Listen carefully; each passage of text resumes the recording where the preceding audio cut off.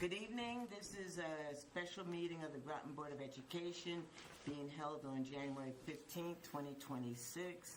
In person, we have Mike Whitney, Jen White, myself, Beverly Washington, and Mitch Shimbrock.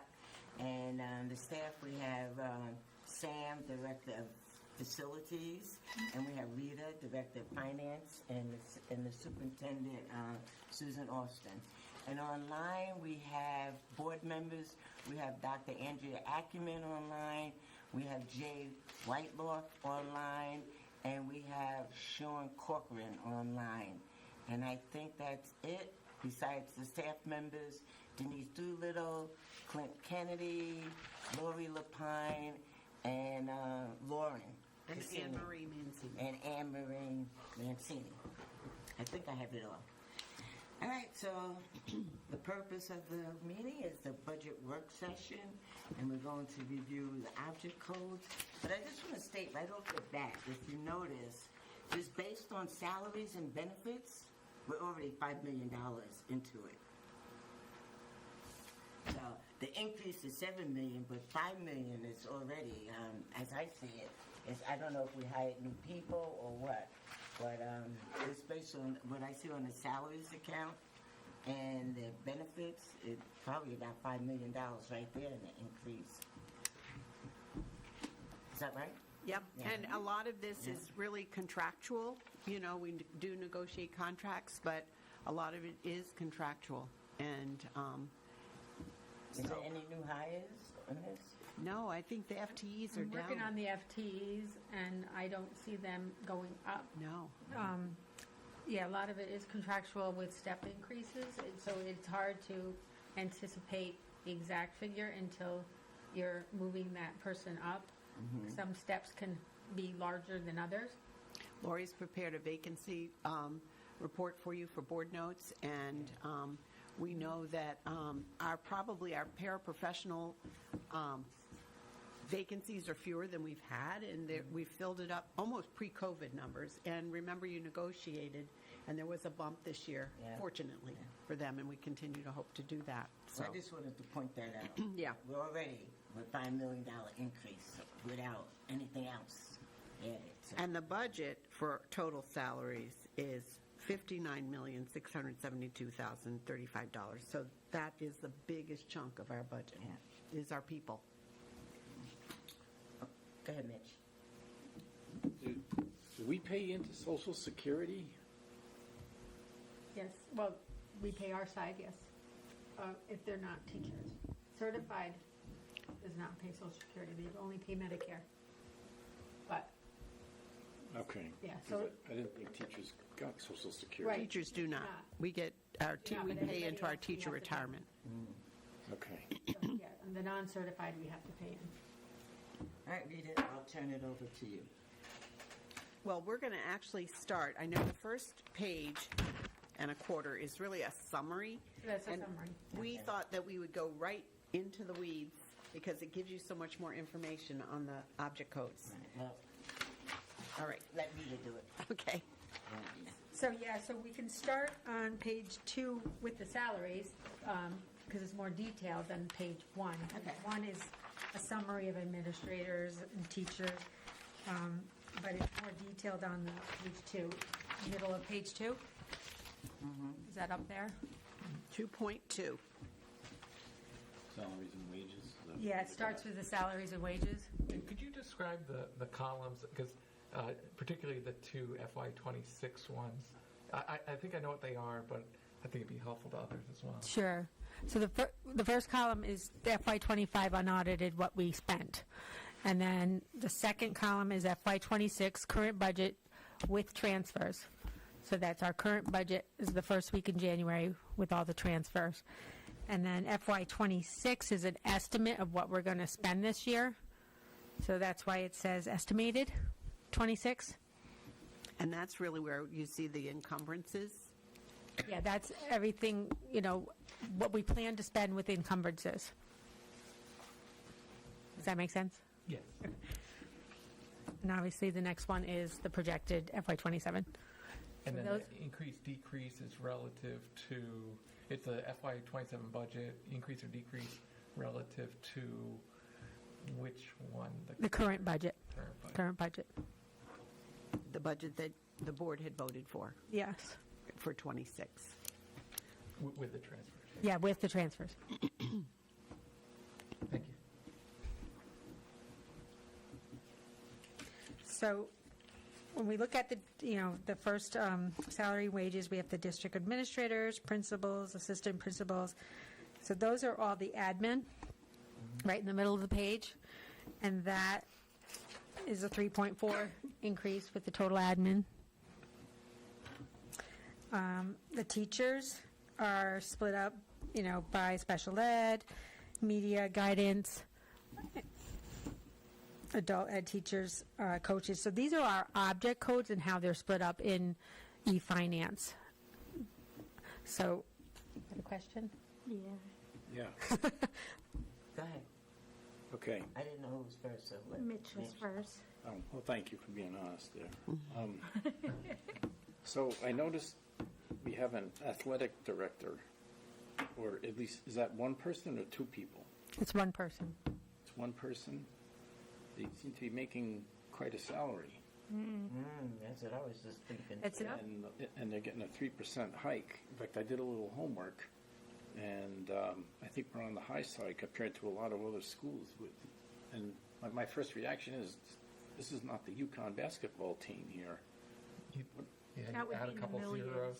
We'd have to add a couple zeros. Yeah, right. So I believe that, That's a lot. No, I agree, especially with our cheerleader issues and our Well, swim team issues. I wouldn't.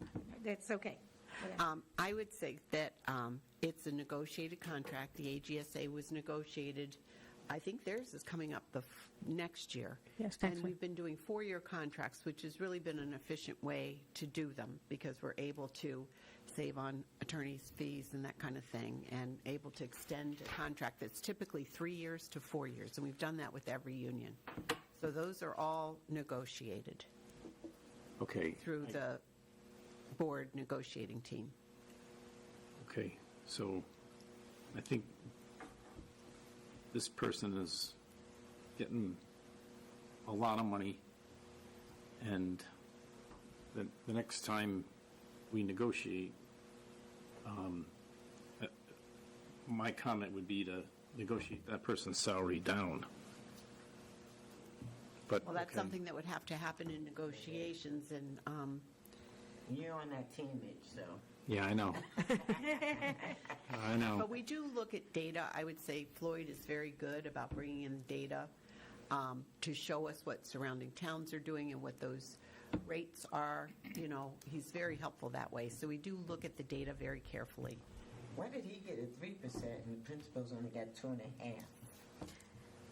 Are they all on the same unit? it depends on which step they're on. Yeah. He's on his own step, and principals and could be on different steps. So, or, you know what I'm saying? It's not even across the board. And that's typically in negotiations. I've been on negotiation teams for admin, and in Wyndham, we did have an athletic director that was in that union. So I think it's typical to be in that union. I'm not sure about the range in salary based on other districts. But Well, I realize we have no choice because Right. it's in there, but I think that's an awful lot of money, especially considering where I've worked for the last 42 years. Okay, I've said enough, thank you. You might also see curriculum coordinate. Oh, I'm sorry. Yeah, that's where I was going. That was another Because curriculum 15.5%. coordinators, did the FTE increase there? no, what I have my notes here for the curriculum coordinator. I believe it was under budgeted last year. If you notice, 25 was 77,000, then it went down to 66, and then we're just bringing it back to where it needs Yeah, to if be. you look at the previous year. Oh, so the 15.5% is really over 2 years then? It's really because It it was really under was budget. under budgeted. We didn't budget enough. Is this Is one it- person? I'm sorry, Jen, go ahead. Is it because, and forgive me because I don't have my notes from last year, is it because we reduced the number of curriculum coordinators? And that's why it was Nope. lower? Nope. No, I It believe- was just an error. I believe it was based on a teacher salary, not an admin salary. Okay. Yeah, I think that was it. Yeah, How many do we have? one. One. One person, okay. I think it's actually a .5, and it was based, last year's number was based on teacher, not admin. Ah, okay. Mike? So that's where, like, that increase decrease Yes. relative to the current budget tells one story, which is useful, right? Right. But then now you can see that the estimated that problem has been corrected. Yes. Correct. Already.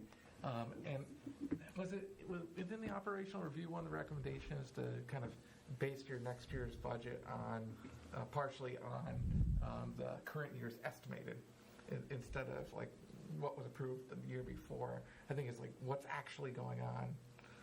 Yeah, that's, I mean, we look at both factors and see which one's true, which one's truer, and when we look at this year's estimated, yes, we needed to base it on, and that's what it came in at, But it is estimated, and as much as we are encumbering more now than we've ever done before, I feel like I have a better sense of our budget day to day. But there are still things that come up that weren't encumbered, and we've been really working with the principals, trying to get them to understand how to encumber, and all of our staff. So it is a work in progress. So I wouldn't say it's still an estimate. Right, It's still absolutely. not the It's still actuals. projected. It's Actually, not- going back to last year's actuals is even more relevant, I think. Although it's unaudited, which we should be cleaning that up soon, but, the audit should be done soon, but I do have to list it as unaudited, just in case there are audit entries. But, yeah, if you look at the actuals for FY25, you'll see that that person should have been budgeted higher. And I think on the screen we're not where we are. I think that's still the first page. I think. Caitlin, we're actually on page 2.2. You see it at the bottom. Susan, this is Clint. I've got the control, and I just pulled this down from the handouts from the website. I'll pull the full doc. Oh, no, it's in there. I think, I thought you had it, Clint. It's just later on, I think. I thought he had the right one. Okay, so, any other questions about administrators? No, but thank you for the information. That explains the increases. So we're in the teachers section. It's obviously spelled out by special ed, media specialists, the way our object codes run. And again, teachers we have over 400 teachers, and it's not always an exact science when staff members are hired and then they move up a step the next year. So that's why, the increase can be higher than what was negotiated. I think we were in the 4s, though, when we negotiated the teachers. Yeah. How many, I'm sorry, I should read. For each one of these, how many people are there? So that'll be listed when I do the FTEs. Okay. Yeah. And that's what I'm working on. When you see the budget book, you'll see how many FTEs are in those categories, like guidance and, Okay. okay? Thank you. And we've got it broken out by, what they do, but also where they are. So you'll be able to see it a couple different ways, Mitch. You'll see it at the school level, and you'll see it also district level. So you see it a couple different ways. Okay, thank you. And it better all add up, right? We're working hard on the FTEs. And we're still not seeing where we are on the screen, but there's an adult ed Yeah. teachers, which is up 20%, but I think that's the same case where. If you look at last year's budget, Yeah, so the estimated budget. is Actually, this year's bumped up compared to the. Okay, so that's a correction then. yeah, if you look at this year's budget versus last year's expenses, yes. It couldn't be a new person anyway, because it's not enough. Does that look like 2.2? I think This is something different. No. Clint, in the bottom right corner, Adult ed, yes, it's 21% up because of the budget it last will year. say 2-2. No. No? No. This is what was posted. Let me find 2-2. This is a 2-page PDF. So Well, it's not, that might be the summary. that might be the summary. Yeah. it is the summary that was shared publicly on the calendar. So on the agenda that we got, it was linked to the agenda. I'm on it. Thank you. I think you had the right file the first time, it just was on the first page still. That's my sense. Jen? That yellow band. Yeah. Right. Oh, yeah, you said. Where I had the question, Rita, was the summer school teachers. You don't see the percent increase because it's budget to budget, but the actuals was only like 35,000. We're estimating 45,000, so it's a bump of 100,000. So that's like what I was trying to understand, why summer school teachers suddenly went up 100 grand.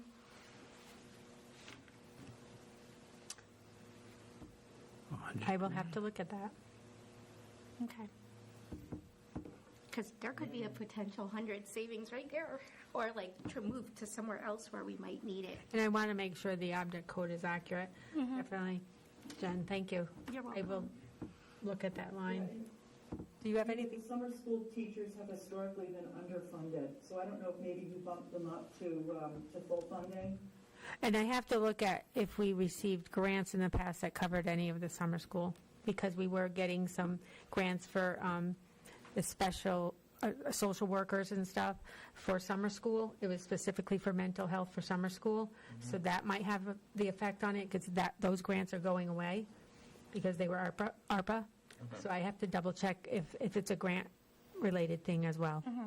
So if the grant's going away, should the service go away too? Well, some are mandated, like we're mandated education. with summer school. So I think we just were lucky and got some money. Something, you know, or like to the prior year. offset. Yeah. But I'm not 100% certain, so I just want to make sure that that's the case. Because it Okay. could be what Lori spoke about, but it also could be grants going away. Okay. And so what you're saying, Jen, is that in the last year, in our approved budget that we're working off this year, we had $100,000 more than now we're estimated to. Yeah. So what's happening is you're only seeing like a 4,000 increase on that line. Yeah.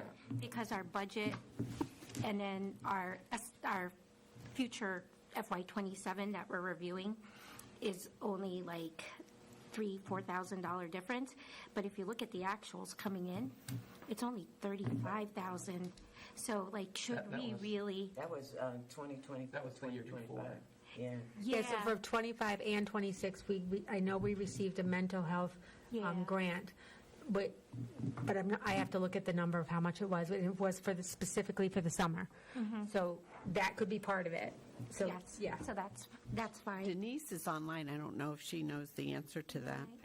It doesn't need to be today. Yeah, I just want to look I'd into rather- whether it's grant-related or something else. Got it. So it's that second column that's $100,000 over the third column, which is estimated. Correct. And then you go to the Actuals. fourth column, which is the budget proposed, and it goes up another 100,000 again. Got it. There's something like that with the coach stipends. Yeah, I was going to say something, but go ahead. Go ahead, Mike. Oh, the coach stipends, that same situation where it's like what we have in it's the second column, the current budget is roughly at least, I guess, more than twice as much as what's estimated, which is in the third column. And then you go to the proposed, and it's back up again. So But what we spent in FY25 is definitely in the range. 331,000 we spent. So my concern with that line is coach stipends are throughout the year. We have not, paid out the coach stipends for the spring or the winter. So typically, it's really hard to encumber coach stipends because we haven't gotten the information yet. So that's what that could be. Does that mean? I'm almost 100% sure that's what that is the encumbrance is not there for this year fully. then the next one down with the other student activity stipends, I think I remember those are paid out at the end of Yes, the year. those as well. Stipends are, paid out a lot at the As end we of the go year through as the well. year, right? Yes, as we go through the year, correct. So if you look at FY25, we did spend what I anticipate in FY27. Are those coach stipends, those negotiated? Yes, they're all in the With the contract. teacher contracts, yep. They're in with the teachers? Yes, So- because they have to be certified when you add up the coach stipends and the athletic director's salary, it's over $500,000. The athletics is a big more piece of too. the budget, yes. Yeah, and I'm having trouble, considering we have test score issues, figuring out how that helps with that. But, okay, we're stuck with it. Jen? So Rita, I know you're working on the budget binder. Not last year, but the prior year, they added a page of the stipends and like what each position and stipend was cost. If you could put it as an appendix or just throw it in there, that would be helpful. Oh, yeah, because at first last year, we didn't get it. We didn't get it. About the stipend page. It's probably It's in in the contract, but Okay, yeah, so if you. it's in all the you do is- contract, just put it and in it's the based on budget book. experience every year, so things could change, but the contract has it listed. Yeah, if you could just like photocopy it, you don't even need to do anything special. Yeah, because the contract has it. Yeah. Just when we're Specified. looking at the budget book and like Rich's question, he Yeah. can look, you know. he can No, I have definitely somebody- know it's in the something to contract. Go back and look at when he's home, doing his All homework. your time, right. Yeah, no, that'd be great. Like I said, don't do anything special, just photocopy it and stick it back there. All right, what about other staff? Okay, so other staff is obviously paraprofessionals, tutors, bus aides, BCBA, you know. Somebody have a question? I am plugging when I need to walk away. Denise, we can hear you. Live mic.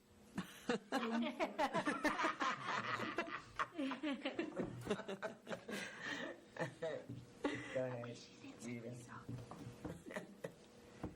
Okay, so, so the aides are driven by IEPs, and the increase at the bottom, I'm trying to think, BCBA's athletic training. Other. Well, If I have my notes. Lori and I did discuss that with the paras, well, we have the best turnout of hiring paras since pre-COVID. They did have a bump in their contract, but then you have in a military community, a transient community like ours, any child that comes in with an IEP could require a para day one when they come, and they come throughout the year. So all year long, we're hiring, you know, and some will come and some will go because kids will also move out.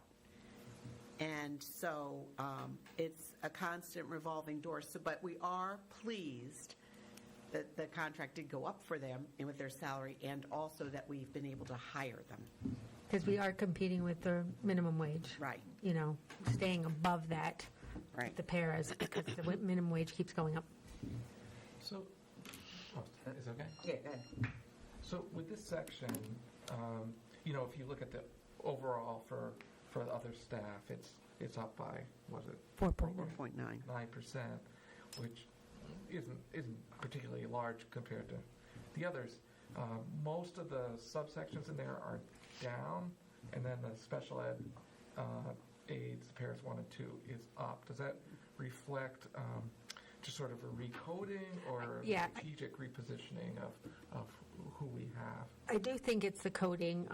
We're trying to get a handle on, because there's so many moving parts with 130, 111, and 131, those object codes, that I do think sometimes they're coded to 130, they should be 131. So to me, personally, I think they should be in one code. But All together. altogether, because I've never seen it when, you know, in my experience, separated. Paras are paras, you know. Teacher aides to me are paras. But, and they're all in the same contract. But here, you know, they have separate object codes. So you see like 65 and 66 combined. That's what you know. That's what I'm normal, so I wasn't too concerned because, you know, it is offsetting itself, but, and overall, the increase makes sense with the drivers being minimum wage and the paras are hard to predict because of IEPs. Thanks. Mitch?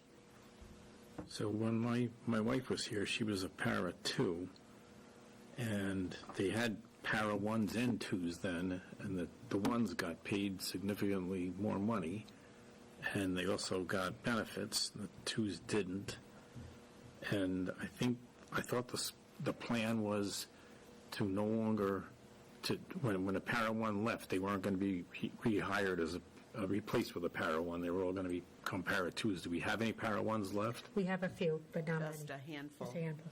Okay. That's exactly the plan, and it did And they- work, and we're concentrating on the para two. Okay, thank you. And so, I guess it's not a budget. I was just wondering why we did that. Why did you do away with the para one? It was before my time. Yeah, it was in the contract. I don't know. Okay, I was just wondering. Because now the para twos don't get any health insurance? Is that what you're saying? Well, they can buy into it. They can but buy into it. It's expensive. They can buy into it. But Some the of them para do. ones, were they buying into it, or did they The automatically? para ones have a different health insurance than the para twos. And they were sunsetting the para ones, health That could insurance be and one the of para the ones. reasons why they did that, so they wouldn't have to pay health insurance. We did bring that up into the legislation. Yeah. For help. And the paras, all of the paras, the state has, over the past 2 years, given subsidies to the paras that have the insurance. So we get a grant, it's like a grant, we let the state know how many paras we have with health insurance, and they get either a contribution to their HSA or a reduction of their premium because they know some of them are paid very low and they need health insurance. So we have, for the past 2 years, been getting what's called a para stipend from the state.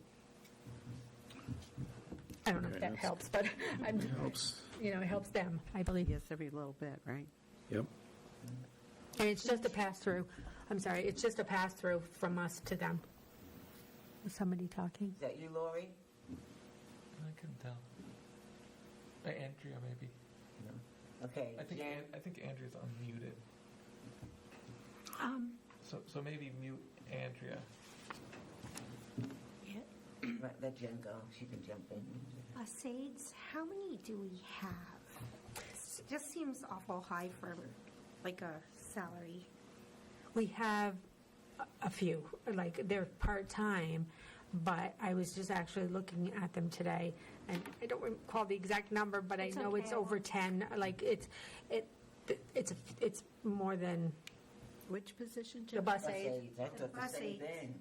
I was like, wow, that's a big increase. Well, No, that also goes by IEP. decrease. Yeah, It's a and decrease. So a child that needs an aid. It's a that child comes that in their needs IEP, so it's required yeah, by law. it is required. But I have that on the FT schedules, and they're separated by the separated from pairs. Okay. In addition, that's a hard position to fill, but we have been filling that better now, too. But I thought we asked some of the special ed teachers to assist too. So we're doing both, right? Or isn't it like one of the groups that when we were in negotiations? The para educators would sometimes ride the bus in The addition. para ed. yeah. Okay. When do. we didn't have someone and we needed someone. I think that still happens. If they don't have somebody, a para will ride the bus. Yes. Beverly, I can add a little yeah, bit to Denise. that. This is Denise. We have a para or a bus aide on every small bus for special education students, including preschool. So some of those paras are also doing the midday run for preschool. Okay, thank you, Denise. Thank you.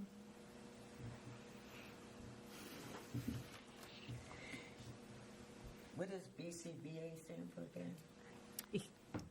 The behavioral specialists that we have, they're certified specialists, and they oversee our RBTs, which is our paras that have got that special training to work with students that have some significant challenging behavior.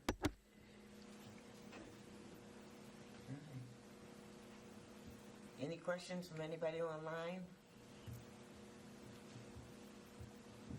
Nope, okay.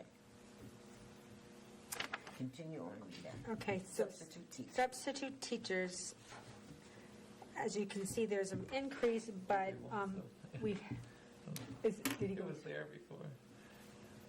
Oh, we're still on the Go ahead. page 2. Clint. We're on 2-2. We're still on the same page, Clint. I'm 2-2. working on it, sorry, I was zoomed in. I get to Oh, sorry. So the substitute teachers, there is a large increase, but as you can tell from actuals in '25, this is an area where we need the increase, in my opinion, because I feel the estimated for '26 is even larger. So, any comments? We have building subs, but we also have daily subs that come in when the teachers are out. Wow, Sorry. so this is another $1 million for substitute teaching. So this is not you, Rita. This is more administration, right? Like, we need to really look at, absenteeism, right? Because if we had lower absenteeism, there wouldn't be a high need for substitutes. So that's something that we really need to look at. Yeah, instead of $1 million, maybe it could be like 500,000. Exactly, or something. I don't know what it is, That's but a- it would be. Couple of teachers here. I understand your concern, but I will say in Wyndham, this was a huge area after COVID. It seemed to grow, the absenteeism, and the substitute costs soared, and they're up there. I'm just speaking from experience, but I understand your And some may comment. be long-term, like operations. Right. Maternity leave, so you're going to be covering people for a while. It's life, No, I know, but we Yeah. need to look at it, because if we can hire teachers instead of who can come, that could be 2 or 3 teachers where we may need actual classes. You know what I mean? So we just need to sort of look at that. And it's being looked at all the time. Well, it's been, forget Okay. it. It's okay. We're good. Yeah, you good? Mitch? I would think there would have to be a way, knowing what the teacher's contract is, they probably have so many days they can take off, that you could calculate that and figure out what your need would be for substitute teachers based on that. I think it'd be a lot higher if everyone took the maximum. Right, I do too. So I think generally teachers feel that there's a cost to being absent, not being in school, in the classroom. And the substitute's not just for not being at work, it's not being in your classroom, right? It could be Yeah. at But something else. if it's I'm really, this is not what's happening in our district, but if teachers are stressed because they feel like their workload is high and so they're taking time off, if we hire more teachers, not saying we should, but I'm just saying that's an evaluation that needs to take place. Maybe hiring 2 or 3 teachers will help morale, stress factors, and we won't need as much substitutes. And then we can actually have a classroom, teachers here. You know what I mean? It's just, it's the fine balance of having your teachers and your substitutes, and not just oh yeah, we can get substitutes, but it needs to look at the root cause of why do we need the substitutes. So it's not only for teachers, it's for Yeah. other staff too, even when the secretary's out. A paraeducator who's one-to-one with the child is very important, so you really need someone by that child's side. So it's really looking at the whole staff and, and trying to analyze, what's happening. And there has been, and I always say, we continue to have a lot of illness, and these flus are taking a lot of time to heal from, so. And we also have to keep in mind that it's in their contract. It's Yeah, in the teacher's that's right. contract, so. No, you no, know, but so I- we don't want to focus too much. on No, that. we're not. Yeah, we're not focused. I- I'm just saying, there might be a little dynamic thing that we could look at. So Go ahead, Mike. I actually have a concern. So last year's 900,000. The year before it was 2 million, right? Yeah. Well, the actuals were 2 million, yeah, not the budget. No, the actual is 2 million, correct? Thank you. And so now we're going up to, and we're estimating 1.7 million this you spent this year, is budgeting 1.2 million enough? Should we put an asterisk on that? I mean, I am concerned. Based on substitute teachers? Yeah, basically, we have a clear history, I think, of underfunding Right. Yeah. that We have. category. Like I Talk about it every year. And the thing is, Mike, it is hard because, like she said, there could be some long-term subs that are filling in for maternity leaves that we could have this year, not next year. So, it's very hard target. But I agree, I am a little nervous, but I'm not sure what the number is. Like, I think I went, I just went conservative, basically, with the increase. But it is something we can still talk about. All right. Mitch? If a teacher is on maternity leave, do they still get their salary? Yes. It's in the contract that their they use their sick days. This is sick days. Yes. Okay, Yeah, it would be sick day and approved through FMLA. Yeah. okay. A certain amount of time. A certain amount of time. amount of weeks. Yeah. And then if they Sometimes- choose to stay out longer, then we do not pay them. Correct. Okay. Depending on the scenario, Right. how long they stay out. But And we also use substitute teachers, and teachers have PD days. They go away to different workshops, and it's a very tricky area to, there's a lot of factors, right? the bottom line, Not too, we only want our teachers absences. to take good care of themselves. We had That's right. two deaths last year, so we want our teachers to take good care of themselves. But we also are concerned about the substitute teacher line. So Yeah. The 31.3%, that's the first thing that struck me. Yeah, I know. Oh, I That's one know. of the things I highlighted too. and it could be higher. Yeah, I know. It could be 50, yeah. yeah, because in 2025 it was $2 million. So Yes. now Like, yeah. yeah. Okay. So, all right, we could just hope for the best this year. Clerical support. Any other questions about this line? Online, any questions? Oh, I think, Sean? Sean? I have a question. Have we looked at data at all to show, Rita, have you looked at data to show how much we're trending towards this year so that we could use that as an instrument?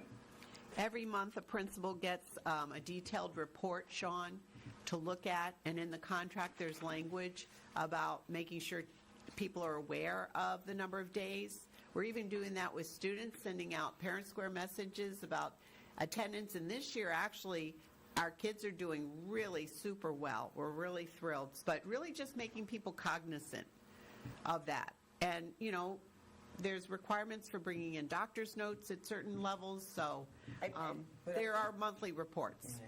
So, I'm not concerned with questioning people taking their time off.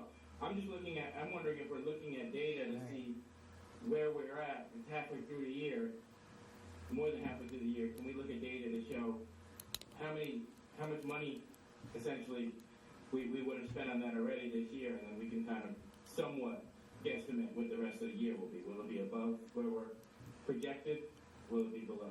I think that's that third Well, column. The estimated is not 100% data-driven. It's driven by what we feel in payroll that the subs are working. So I will be constantly looking at that encumbrance because that 1.7 is expenses and encumbrances, okay? It's both.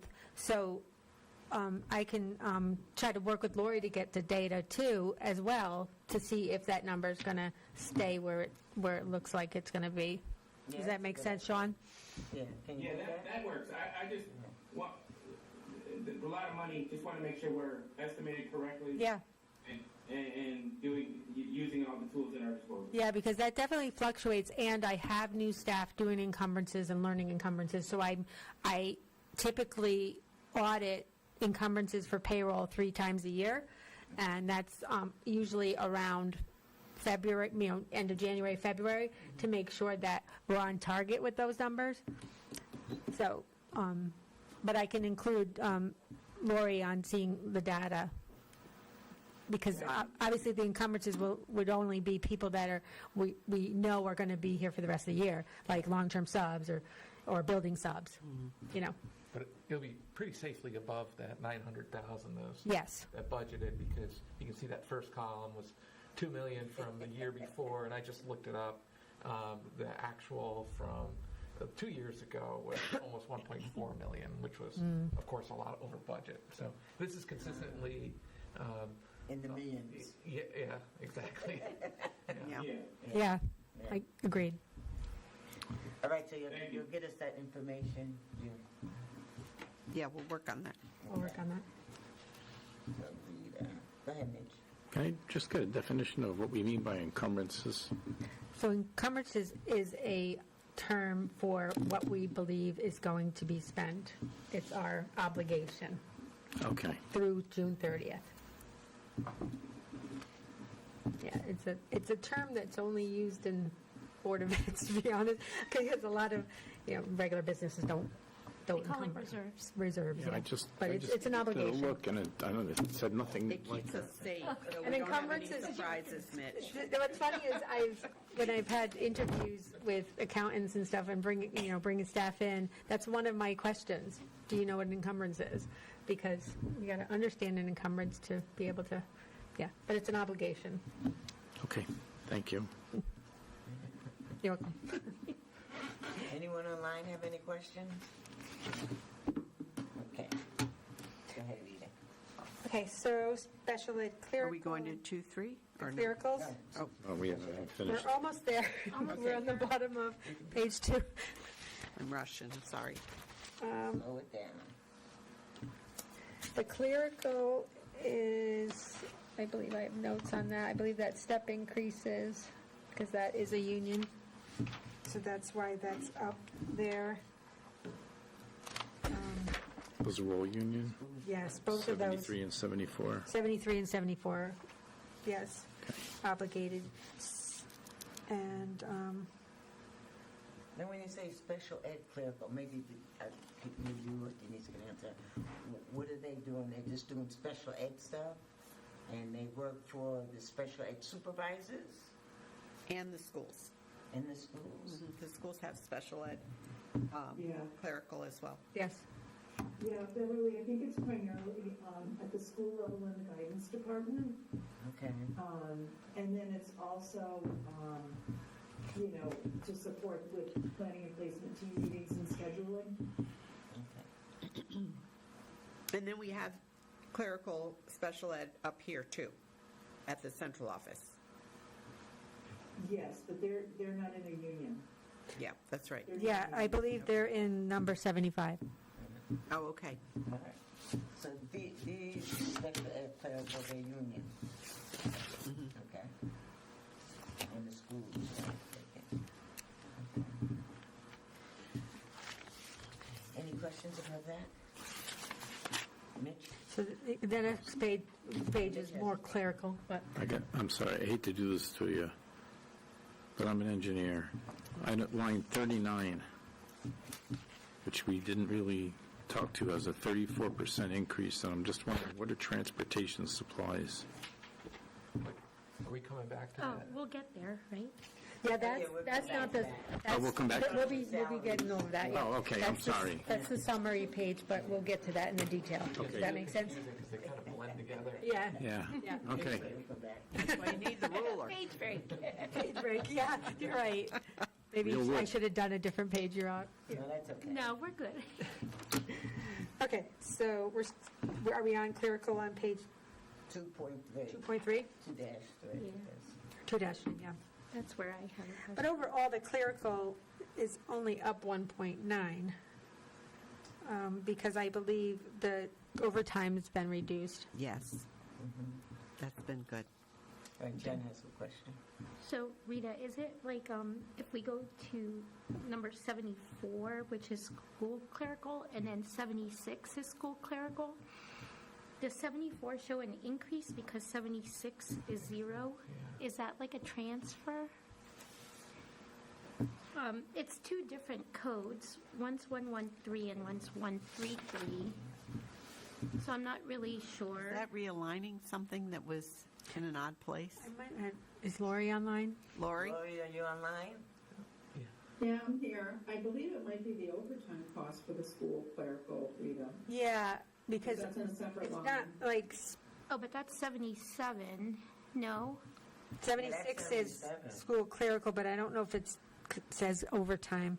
It's object code 133. Yeah, so I would have to look into that because, I think it's, I know it doesn't say overtime, but I think it's the overtime cost that we have reduced at the schools. okay, let me look into that because that might be needing a label of overtime. But there's nothing budgeted for next year. Correct. Correct. Because, Yeah, Yeah. that's why I was saying, like, is it really like 74? The increase of 61 is really not 61 because there's an offset of 15. I'm not sure because the two labels are the same, even though they have different objects. and they're both, but they're really close in object code 113, 133. Yeah. So Yeah. that does make. You know how you were Right. saying that Yes. we had like multiple labels? So Oh, I we, wasn't sure. it's very granular, yes. So.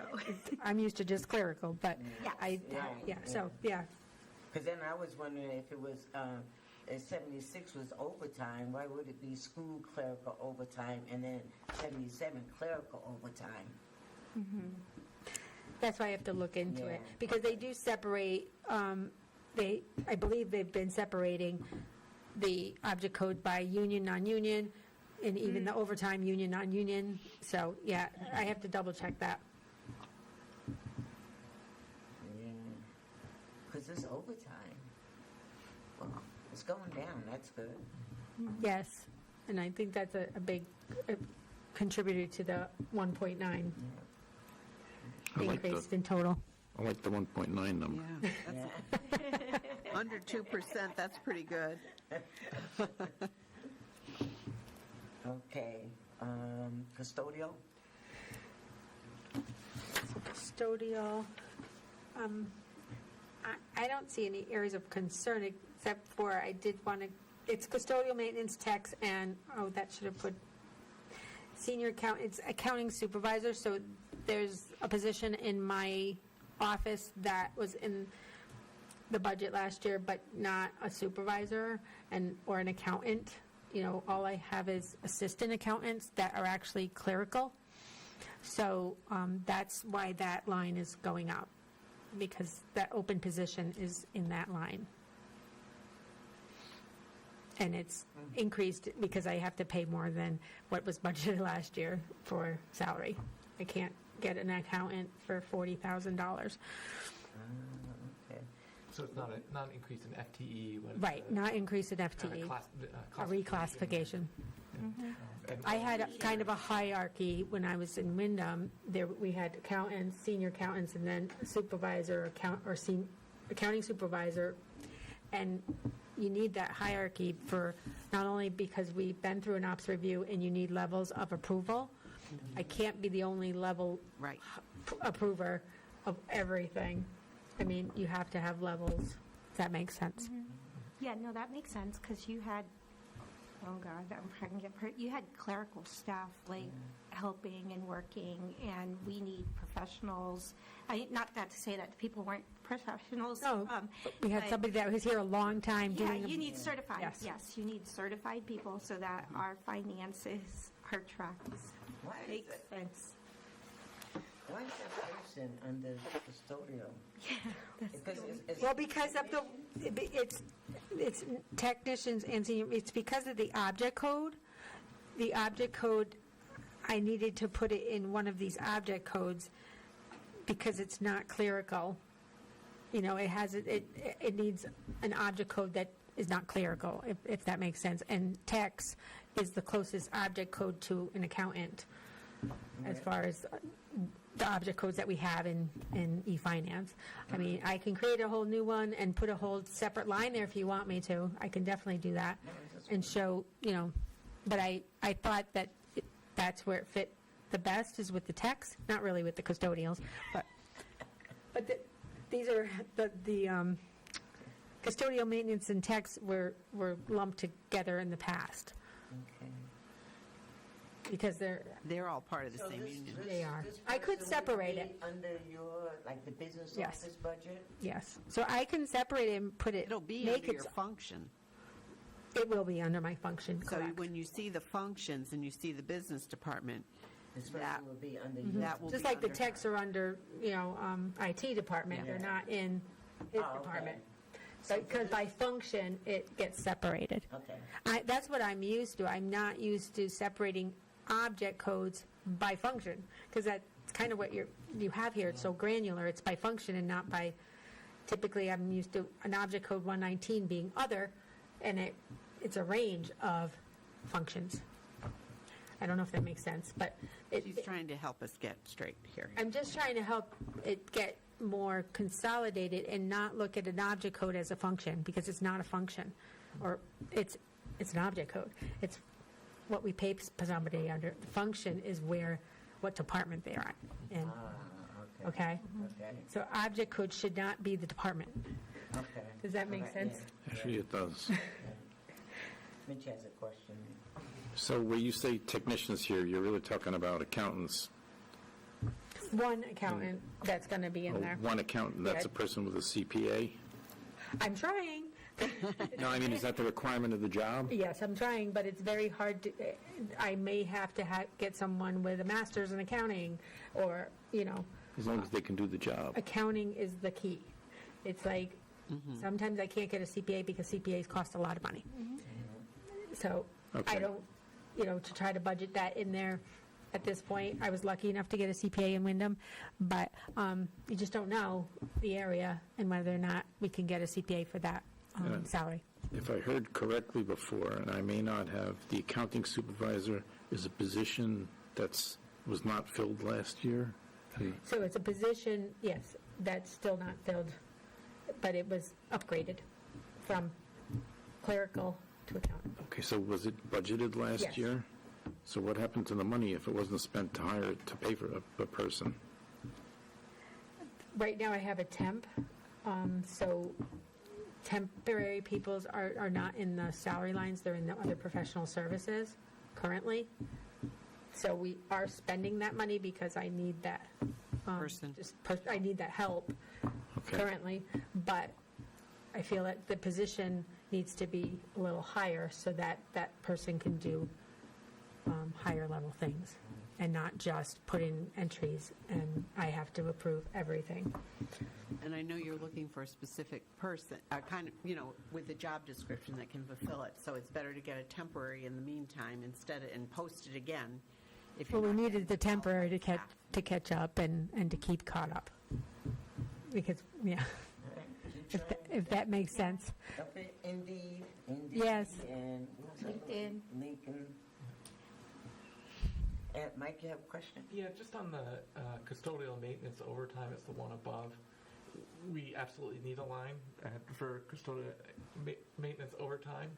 That's not something you can draw down, hope to not have, right? Because emergencies happen, snowstorms, things like that. But what I'm concerned is it, maybe are we budgeting a little too little? Because I'm looking all the way to the left at FY25 where we spent like 92,000 or above. We budgeted less than that this year. I assume that 47,000 in the third column is because that's all that's been encumbered sometime. We still have half a year to get through. Yeah, overtime is typically not encumbered because Yeah. we have no No idea. idea. So I was being a little conservative, not going as high as last year's expended. But I understand your point. I don't know if Sam could speak to the overtime in custodial area, but I mean, this week alone would probably speak to that, right? Yeah, well, it isn't just snowstorms there are also activities in different buildings too. Yeah. So yeah, covering correct. activities on weekends or possibly in the evenings. And it is all contractual of what they get on a Saturday or Sunday, right? It's not, because they're in a union. It's not just everything over 40, you know what I'm saying? Right. Might be whatever's, So this is hard to predict, but a it reasonable. is. I think it's hard to predict, and We hope it's reasonable. I hope it's in the area, you know. Jen? Mike, you Yeah. finished? Yes. Okay. So, keeping in mind, and hopefully the FT show it, I think Sam, you went down like 5 to 6 people in the past 2 to 3 years. In maintenance, So are you maybe talking? Maintenance and custodial, and So, not surprised that, like overtime's where it's at. So I don't know if we, once again, are like looking that, can we reduce overtime by hiring someone? Because then we'll have, it's just that thing of like, hey, we're paying for overtime, but if we really had one person, would that make your team better off? Like, because there's more people and people don't feel stressed. So just same thing like how I said with the teachers and the substitutes. Yeah, I don't think, I don't think hiring more people would affect that number, Okay, because it doesn't matter how many people we have to cover. In other words, we're not covering people that aren't here with the overtime. yep, okay. So it's specific activities. It's not Got it. covering absenteeism or anything like that. Okay, I just want to make sure. Although I would like to have more people. Well, aren't you down people, Sam? Yes. Yeah, How many? 2? 2 in maintenance unit. Okay. and Well, going, maybe you could recruit Mitch when you retire. Oh, no. No, you'll then be we- on the school board. then No. we- no, Give up all the school board accounts. Yeah, right. He'd fit in my department. He'd bump me right out.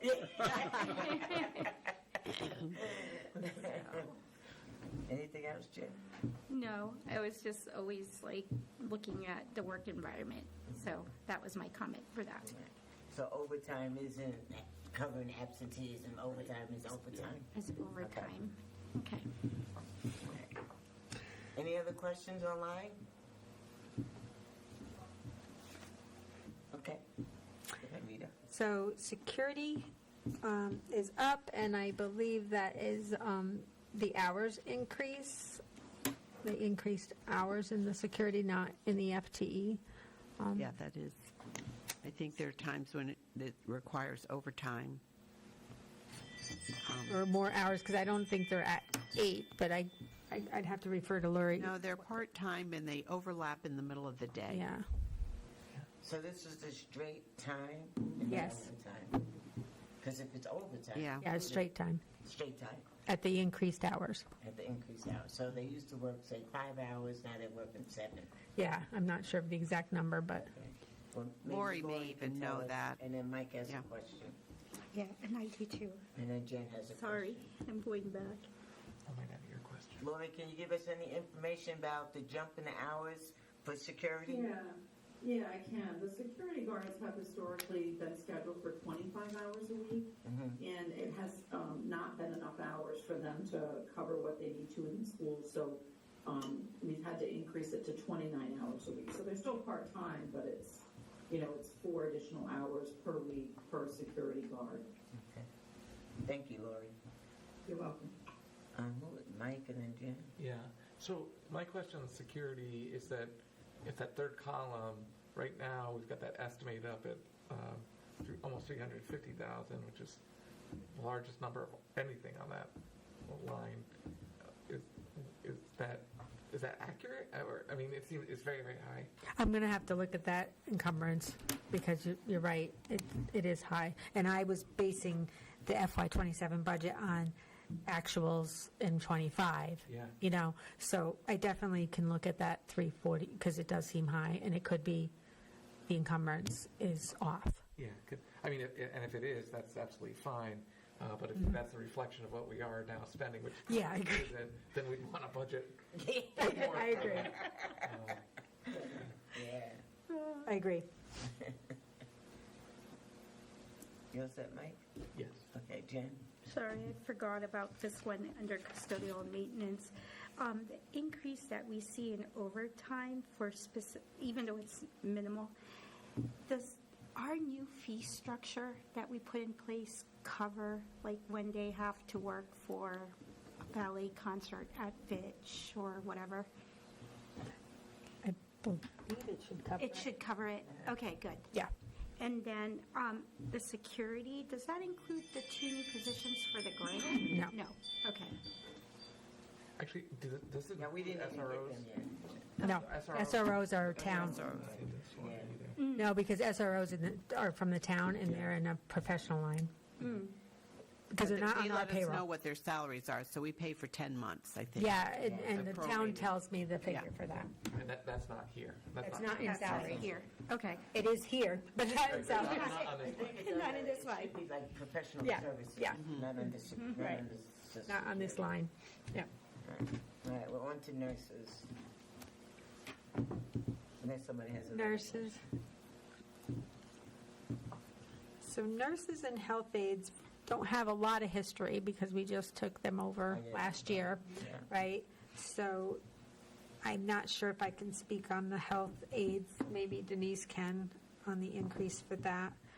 I can speak on it. We get Oh, you can? Okay, sorry. Yeah, we've had turnover. We've had some turnover with nurses and health aides, and we did have to rehire at a higher rate, a more competitive rate. So Oh, okay. we've had a couple of health aides turnover and a nurse as well. So that's why you're seeing that difference. I mean, the 4% is normal, in my opinion, for increase in nurses, because it's very hard to get them at a rate, like, you have to pay a lot of money for nurses. That's just a going rate since COVID. Okay, do you guys have questions? There's a 10.4% increase for the health aides and 4% for the nurses. Why is it 10.4% for health aides? Did you hire more health aides, Lori? I know we transitioned a couple, we hired new ones at higher rates of pay. At higher rates. We also had some substitute health aides in this year that I don't think was originally anticipated in the original budget, but we did have some substitutes come in as well. So I think That was an addition then. what's included in the new number as well. So, yeah. Okay, thank you. Yeah.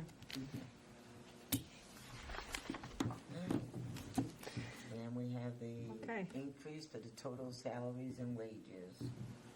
Almost $3 million, 5.2%. What was the last year's? Was it 5 point? I thought it was Four? 5.4 or 5.6. Yeah, so it's a little It better than was- last year. It was higher last year. Okay. Moving on to benefits. So I know we're going to talk about benefits on Tuesday, but I do want to just give you an overview of the changes that I made this year, as separating out. Everything has historically been in group insurance, and not everything is group insurance, as far as when you're talking about health insurance, life insurance is I typically like it separated so we can track that budget separately. And also, if you look down to 228, which is fringe benefits, sorry it's so far below, but that's the amount we have to contribute to the HSAs for the employees by contract. So that should not be lumped into group insurance, because group insurance is insurance cost, our self-funded insurance. And it that- helps us to see the picture a little more clearly, I think. That's what I feel, and I've already separated this year, and I'm separating it next year. I just haven't done all the budget transfers for this year, but is there any other questions? Like, I know we're going to dive into it on a little bit on Tuesday, but if you have questions. Yeah, just a general question, except for maybe the other employee benefits, like mostly that second column and that third column, the current budget and the estimated, they're really close to each other. Were we that good last year to know this? Or No, that's, I just put what's budgeted, I know they're really close because I put the encumbrance in. How do I want to say that? I don't really know, what is going to come in for like employees side and the retirees.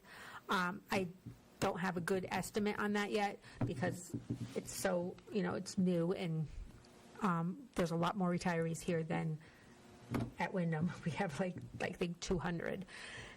And so we're still working with my staff that is new at benefits and coming up with, making sure that our estimates are on target. So what I did was I put it in line with what was budgeted this year. Thank you. And then the other question, that 15.7% that we already heard about, I'll note that I saw a news article about East Lyme, and they came in with for their benefits is 15%. And they also mentioned, and I think it sounded like they were with the state plan, because they said, well, we're putting this in as a placeholder, and then we'll get an update later. I know ours is not the state plan, and this is coming, it's actuarial, I think, that much of this, right? Yes. Are we going to get a better estimate or an updated estimate as we go through this process in the next month, or is this what I think we do, but the issue is, I think, with the big cut last year, which was over $2 million, some of it came from the health insurance. Yeah. So we're kind of making up for that last year. We're kind of, the 15% includes that reduction.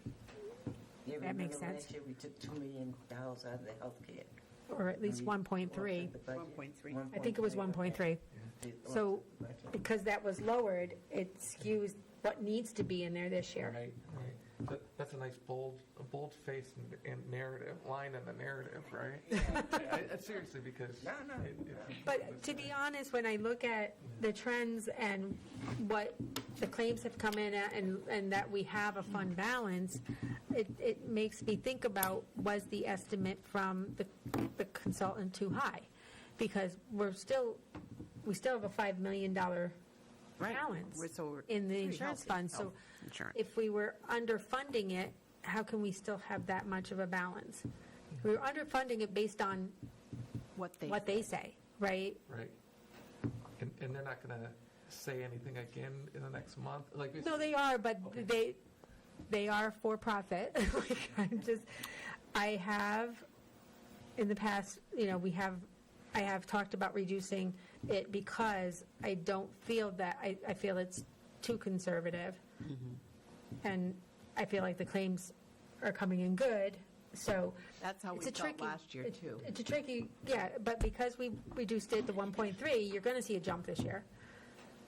Because we reduced it 1.3 relative to their actuarial estimate. Right. And now we're getting their actuarial estimate again. I see what you're saying. Yes. We need to reduce it by 1.3 again to make it equal. I'm nervous about that, but I'm going to be honest. Don't do But that. it's somewhere we have to look at when we're trying to get the number down, right? The 7.7 down when everything's in benefits and salaries. Yeah. Sorry. Jen and then I think Jen was ahead of me. So, Rita, row 95, the workers' comp, right? So actuals last year, or 2 years ago, was 430. And then we're estimating 615. But it looks like that's just the budget. Do we really think it's going to come in at 615 because maybe the budget was high? That came from the town. Oh, that came from the town. Okay. So there was a 43% increase from the year before. So that's like an item that we need to spike out then. is that because we have more people going on workman's comp? I mean, some years you do see a jump when their claims, there's more people on workers' comp, or you get a very large claim of workers' comp, right? It could be the same amount of people, but it could be one huge, and we're self-funded there. So there was a big jump. I put a 5% increase on because I don't have the numbers from the town yet. That's not something that we get this early because it's just like pension. You don't get it this early. When do we get it? Or towards the end of the month, early February. Oh, okay. So, And can I just add to Rita's comment, just a reminder, we are combined with the town on the workers' comp, so similar to the health plan. It is a combined benefit, so doesn't necessarily mean that the district's claims are up. It's a combination of both town and board experience. And your ratings are redone typically every 3 years, so it's a 3-year look back. So if you happen to have one unusually high year, it will affect your premiums going forward, but you tend to see a couple-year lag before that catches up. So Lori, how do they calculate how much the board contributes? They take a percentage of the overall cost, is my understanding. When I get the estimate from the town, Clarification on that, Lori. I do want to dive deeper into that when we get the estimate. I do want to dive deeper into it when we get the estimate from the town, as far as how it's, yeah. Yeah, Rita and I can Yeah. work together, and we can contact the town finance director that provides those numbers. Yeah, because I did see it jump, and then I wasn't sure what to put in here, but I thought 5% was a good figure. We'll see, because when I get it. Do you have a question, Mitch? No, I withdraw my question, thank you. Now, life insurance, do all our employees have life insurance, or how does that work? All the full-time, I believe, have life insurance. And that is based on, the full-time, contracted agreements with how much they get. Does that make sense? I just think it shouldn't be in the group insurance, because to me, group insurance really should be labeled health insurance, group health insurance, because life insurance is different, and calculated differently. And it's paid, it's not a self-insured fund. It's paid to Guardian. Yeah. So is the life insurance, do the employees contribute to that? Do they pay any of that? The teachers do, a very small portion, but anybody that has over 50,000 gets taxed on, per the IRS, that benefit. But I haven't seen, this is the first place I've seen that people actually contribute to the life insurance, but the teachers do. Okay. Purchase services? So purchase services. Items 108 and 109 on the bottom of page Yep. 2-3. So these are. Or we call it professional services, too. This is purchase services. Oh, actually, yes, this should be professional services, in my opinion. Purchase services is the 500, 300s are professional, because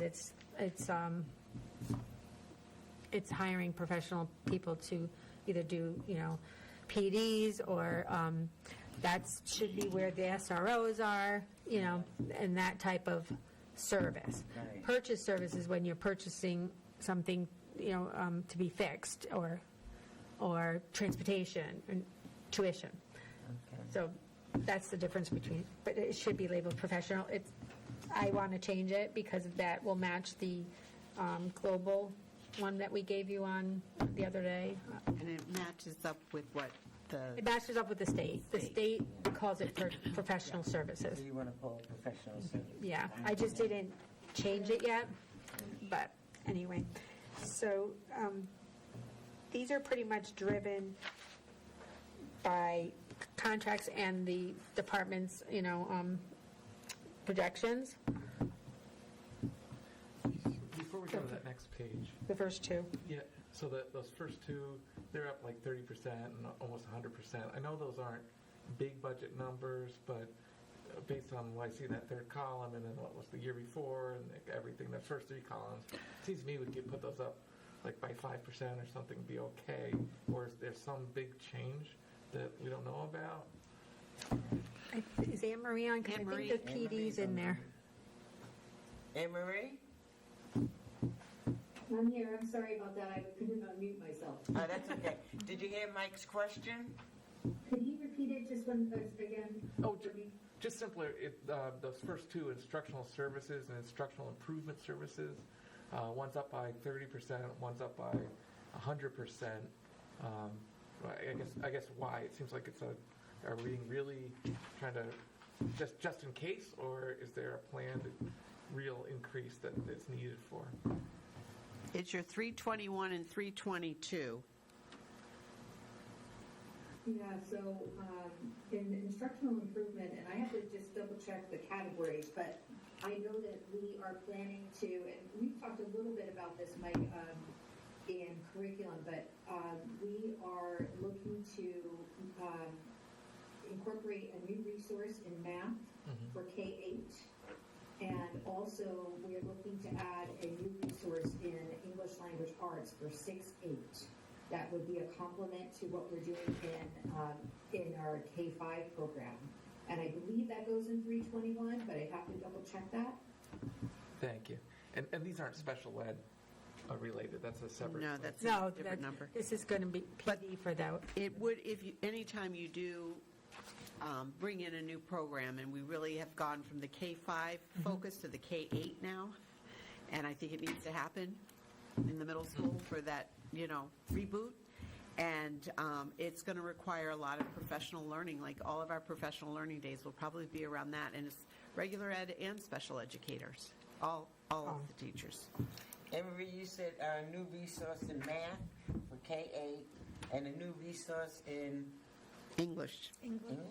language arts. So if you heard that, just about 2 years ago, our K-5 literacy program underwent a dramatic change, and it shifted to a program that reflected the science of reading. And and that was something that was mandated by the State Department of Education. Our 6-8 program is still using the Readers and Writers Workshop approach, which is no longer supported by our State Department of Education. And so, unfortunately, when that shift was made, the real emphasis was on our elementary program, but our middle school program was kind of left, with this old model, so to speak. And so, they really need to be brought into this kind of, they need to be an updated resource.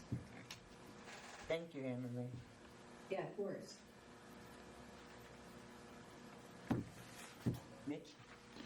So for someone who's new to this, this is a resource that's going to be used to help the teachers teach math and English to the students? Is that what you mean by a resource? Yes. Okay, and the state no longer supports what we've been using. I'm not sure I understand what that means about the state no longer supports it. Do they, how do they support, where are they supporting it? So, for a number of years, the State Department of Education was really promoting, and really nationwide, they were promoting in literacy a Readers and Writers Workshop approach. That was something that was very popular. It was supported not even in the United States alone. It was really kind of something worldwide that was very popular. A couple of years ago, that approach really shifted. There was some new research that came out in literacy that said, hey, this is not the most effective way to teach reading especially to young students in the elementary years. And as I said, the State Department of Education in Connecticut and then a lot of other states came out and started to mandate, if you're going to teach literacy to students, which all of our, of course, everyone does in Connecticut, as well as in all of the other states, you must select a literacy program from these resources. And so, everyone had to go ahead and do that here in Groton.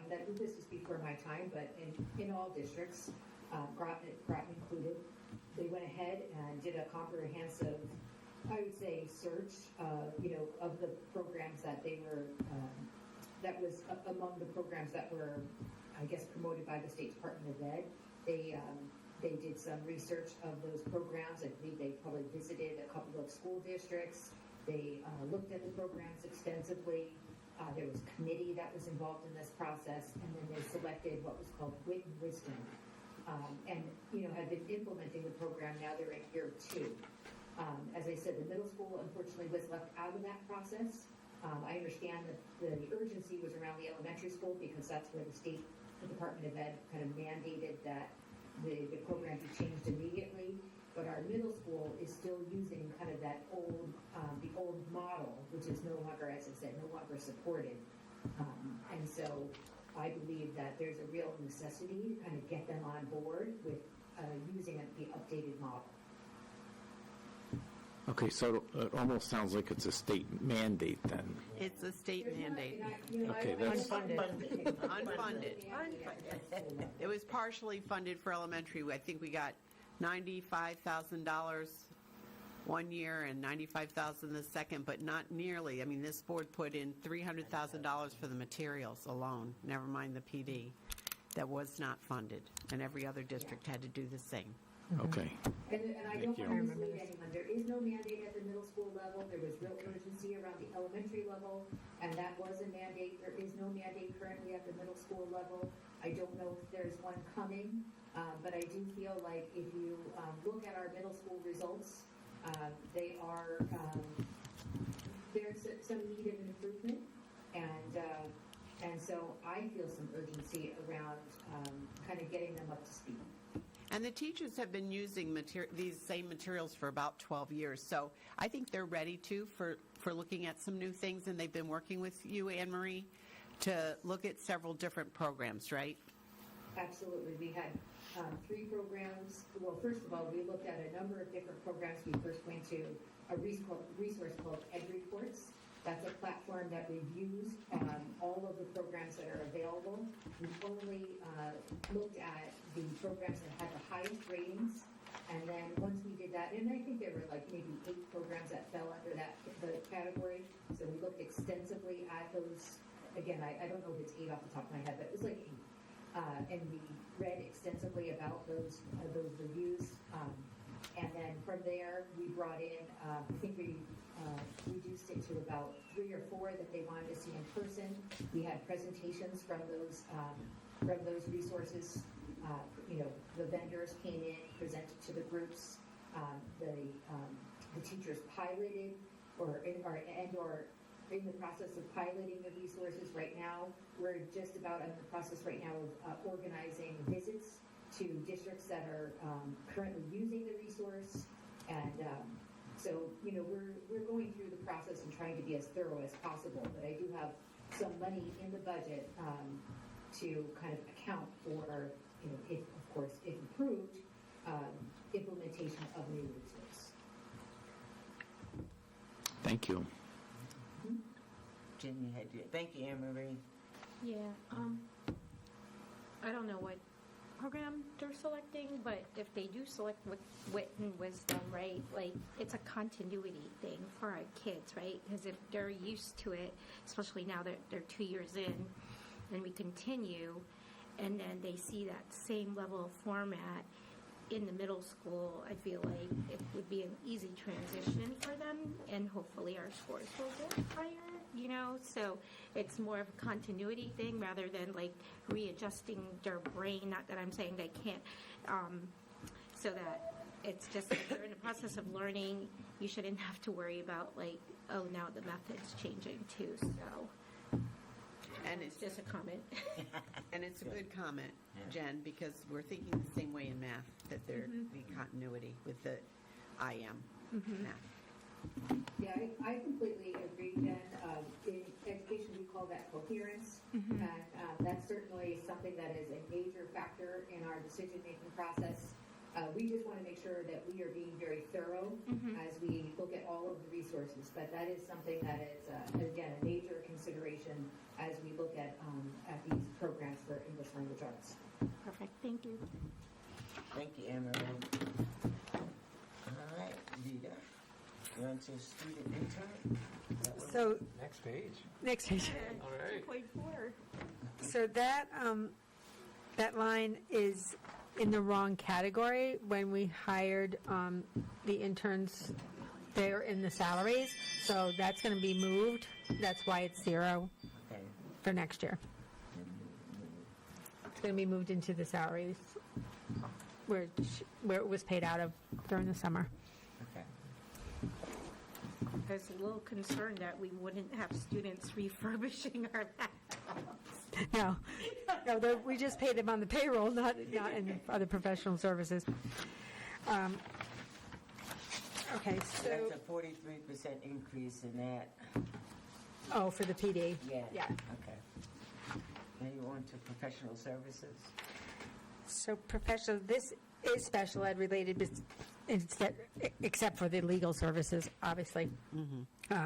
So these are projections based on what we feel should be encumbered and spent for next year. This is tough because it is special ed related and it can change daily, the services that we need. And it's down, It's down, yeah, which because, is unusual. Yeah. I see a decrease in legal services from this year. well, the estimated this year is 127. I'm putting 125 because this year we did have more negotiations than we're going to have next year. So I did decrease it a little bit for what our projected is this year. Jen?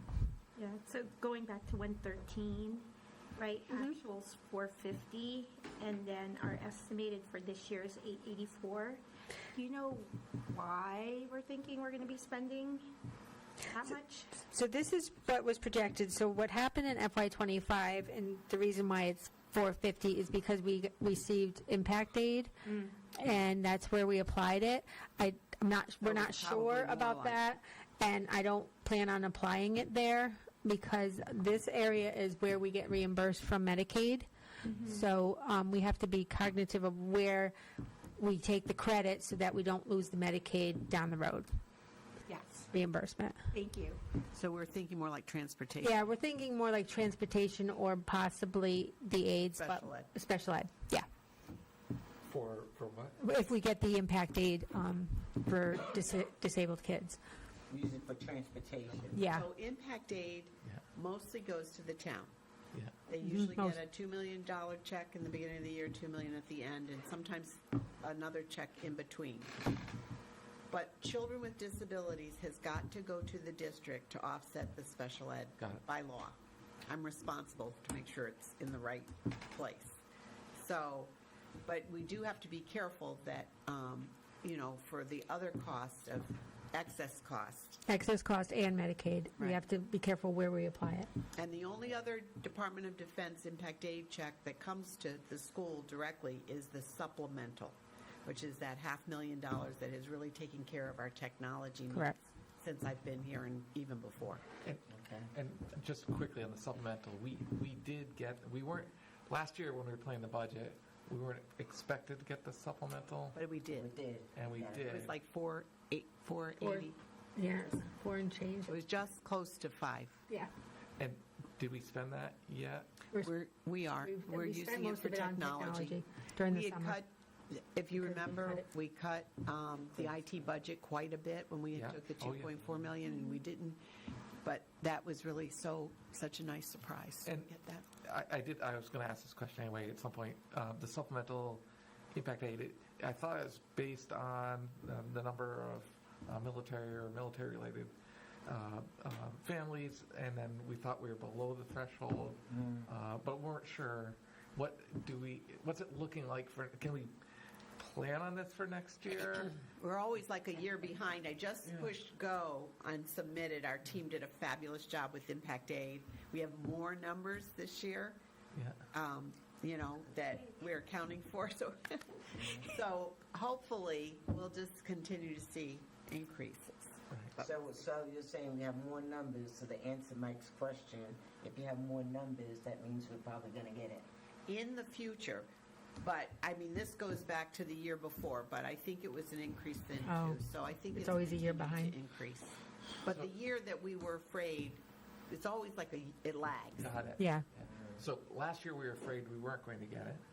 This year, other than other factors, like larger administrative factors well beyond us, are we based on our numbers? Are we afraid we're not going to get it this My coming team year? who's working on it doesn't believe that we're not going to get it. They believe that we are going to get it.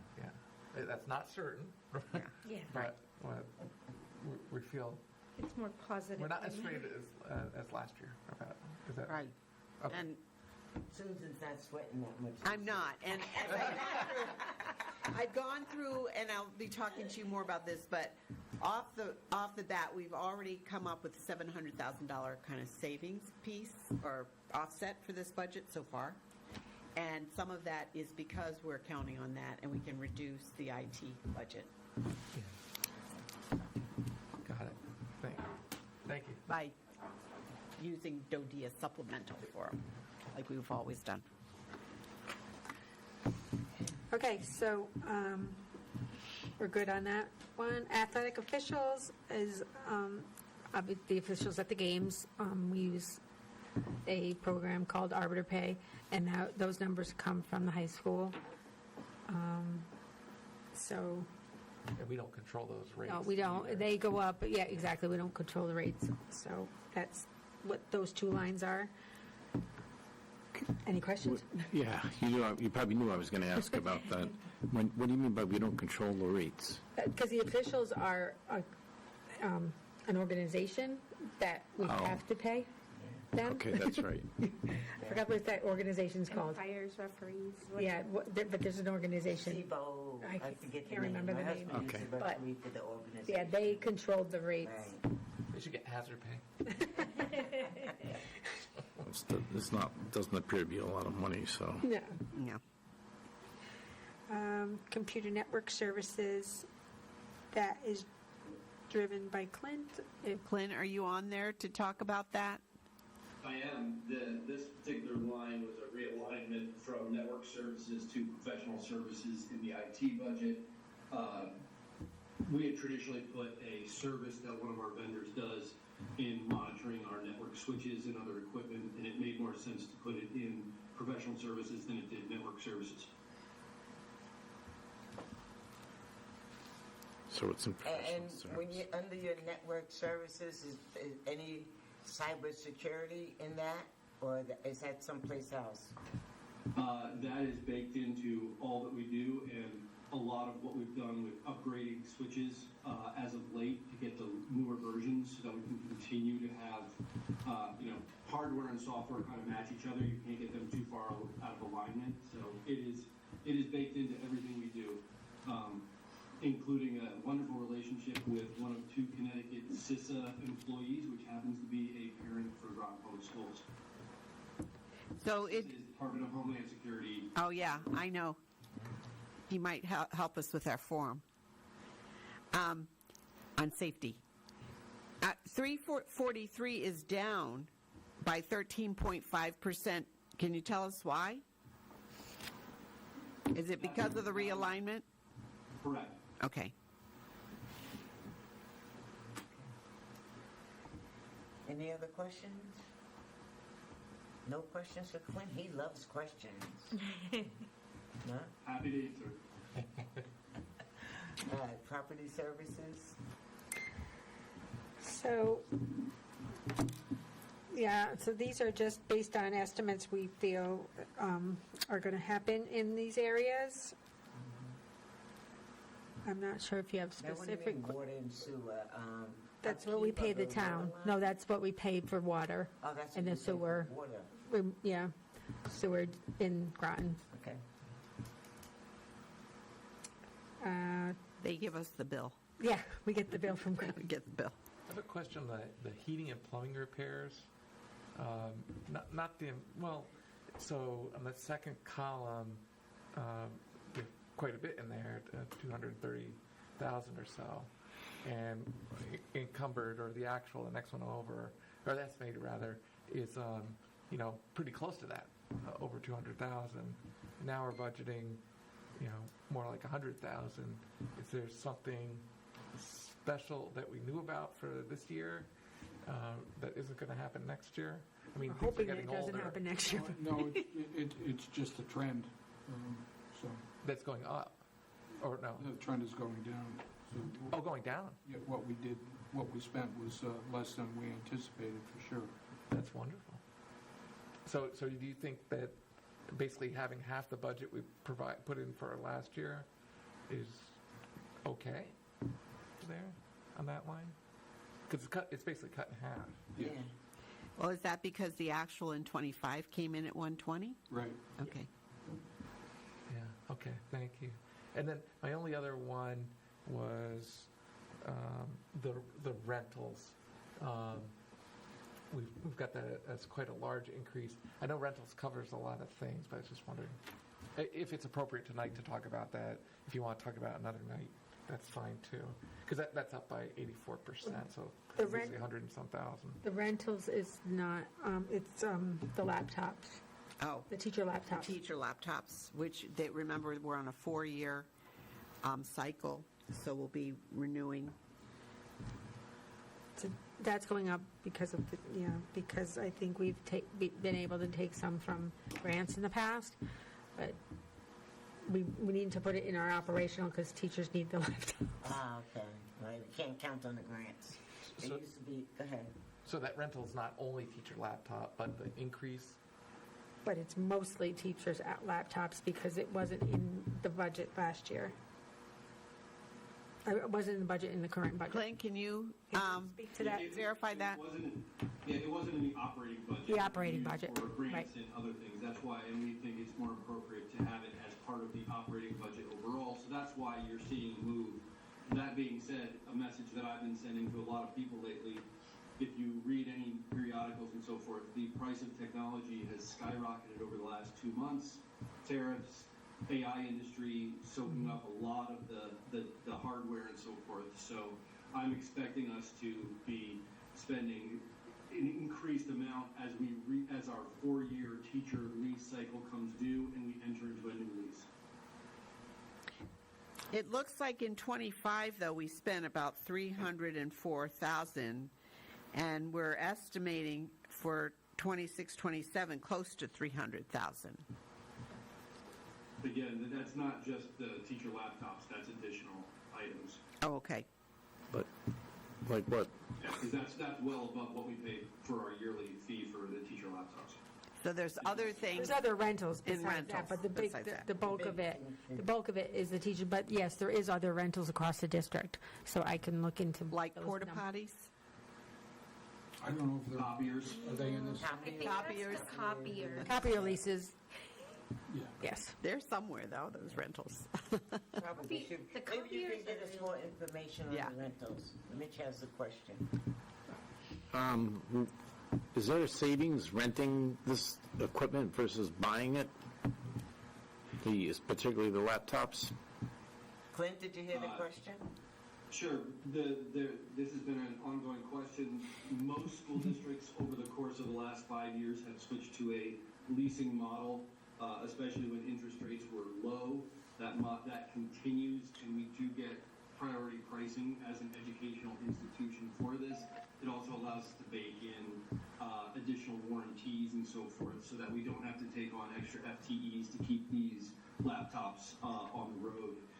So from a financial standpoint, it's close. We do pay a small premium to lease instead of buy, but we also locked into a 4-year cycle, which allows us to have regular updated increments of this. In a perfect world, it would be 2 to 3 years, like a corporation. We've done 4 because we think it's more fiscally, conservative to do it that way, but it bakes in that regular refresh cycle for staff. We do not do that with students. We still purchase outright Chromebooks for students as well as iPads. They are a lower budgeted number. There has been some interest in discussing that, but I am not ready to make a recommendation that we lease student equipment as of yet. Okay, thank you. Sure. Any other questions? Okay. Transportation. So transportation, this is a tough one, but I did take the next year's contract and tried to come up with the figures based on that contract and the runs. It's not even going up one, so I'm hoping that this year's budget has more money in it because the contract is going up 3.8. But I based it on what I had currently encumbered and and the number of buses. Yeah, Go ahead. I think that makes sense because this is, I think, the last year of that contract, right? That's why it's low. I think this year's the last year, and I used the extended amount, Okay. extended one, because there was 3 years and then 2 years extended, right? Yeah. I'm pretty sure. That's right. And it's hard, to do between categories because special ed and regular ed, it's hard to determine who's going to have special ed transportation. But I did the best I could based on the numbers we have in there. Do you have any questions? I did separate homeless because I think it should be separated as an object. It's the one object code that I added. Just so that you are aware how much it's costing to transport the mandated homeless kids. It was originally in the general, like the first 140.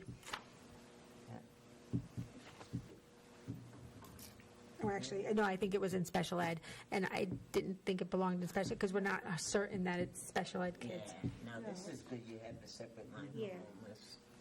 homeless. We separated it where I was in the past, and because it does fluctuate, and I think everybody needs to be aware how much it fluctuates sometimes. Right. And we want them to keep coming to school, so Yeah, Right. whatever we can do to keep them That's right. coming to school. right.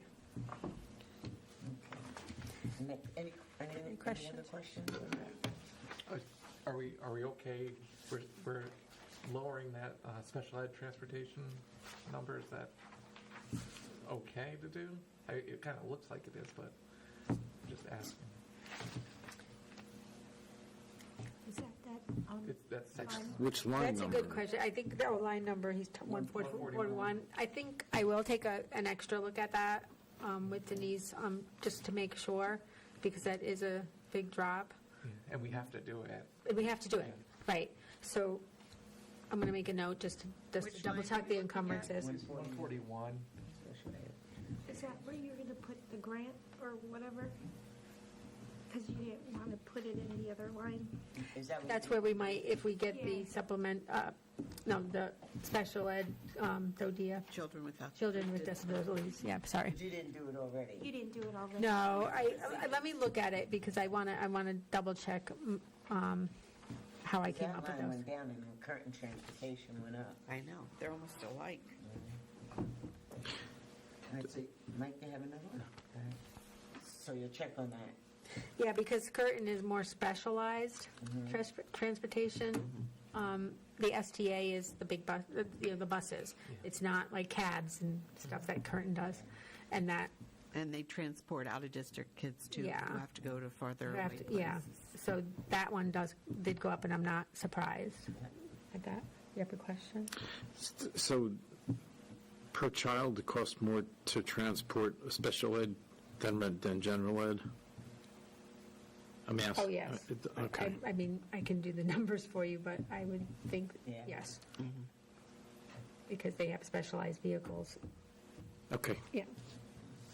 Smaller buses. If Denise wants to Fewer talk about it, kids. but I fewer kids More on adults. there. Yeah, fewer kids on there, especially with the current. Lori? Thank you. Denise. I just wanted to clarify for Mitch, because I know being new on the board, that Mitch, any student that we can't provide an appropriate program for in district, when we outplace them out of district, we have to use Curtin, because our contract with Student Transportation of America only includes those small buses transporting students within our geographical boundaries for the school district. Okay. So anytime a student has to go to Waterford Country School, for example, we need to use Curtin Livery. And as Susan said, sometimes Waterford is fairly close, but we have some other schools. We do have some students in school at EastCon, which is a much longer drive. Yeah, I'm aware of that. Okay, Yeah. thank you. Okay. Next page, 2.2-5. Anybody online have any questions on transportation? No. Okay. So we're on, still on student transportation, student activities. So the only concern I have is, I'm going to have to look at again, is the 595, which is the admission fees. I just want to make That looks sure. real bad. I believe these numbers come from the department, so I need to look at what department that is. it's just pulled in from their projection. It's probably athletic. Yeah, Yeah. because that's But- an awful yeah. lot. And I just want to make sure that what's not encumbered or not spent, that $100, I want to make sure that I want to make sure about the estimate this year, whether it's correct or not. I mean, because obviously, the previous year's 3,000, there's got to be something in there that's triggering that 590, the 38. Yep, I would definitely look at that and come And back if with a it's 38, recommendation. I'd like to know where we're going with these admission fees. I mean, is it a track meet or a swim meet? What are we paying? You know? Yeah, let me look at what department it is. Yeah. Yeah, okay. because I don't want to 100% say it's high school, because I'm not sure. Okay. Do you have questions on the other lines?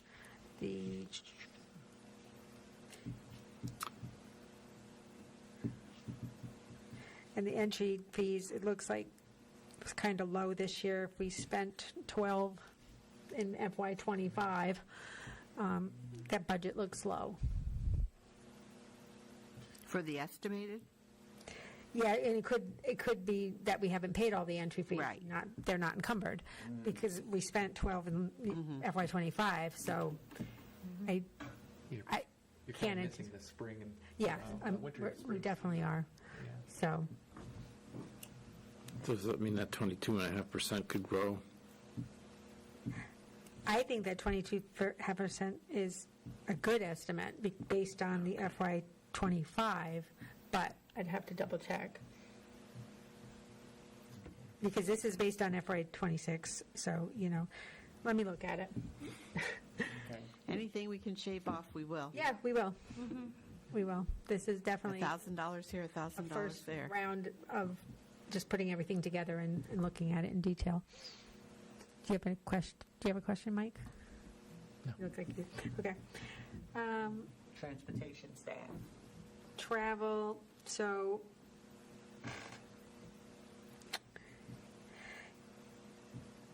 these are looking at what we spent again in FY '25. I anticipate we're going to spend more this year, even though the estimated, I can guarantee it's not encumbered, but I can look at those. But I think I was basing it on the '25 figures.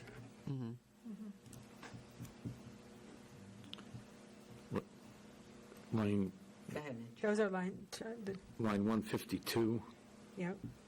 that's almost a 65% increase. We're not talking a lot of money here, but what is that? I would have to look at what was spent for 27,000 in FY '25.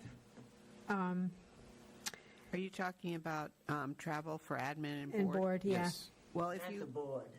if you, I never got reimbursed for traveling. so if you look at what we actually spent in '25, it was 27,000. Yep. But we only budgeted for this year 11,000, so it could have been under budgeted for what, and some of that is contractual and some of it is people who are in multiple buildings or, We definitely can look at it. because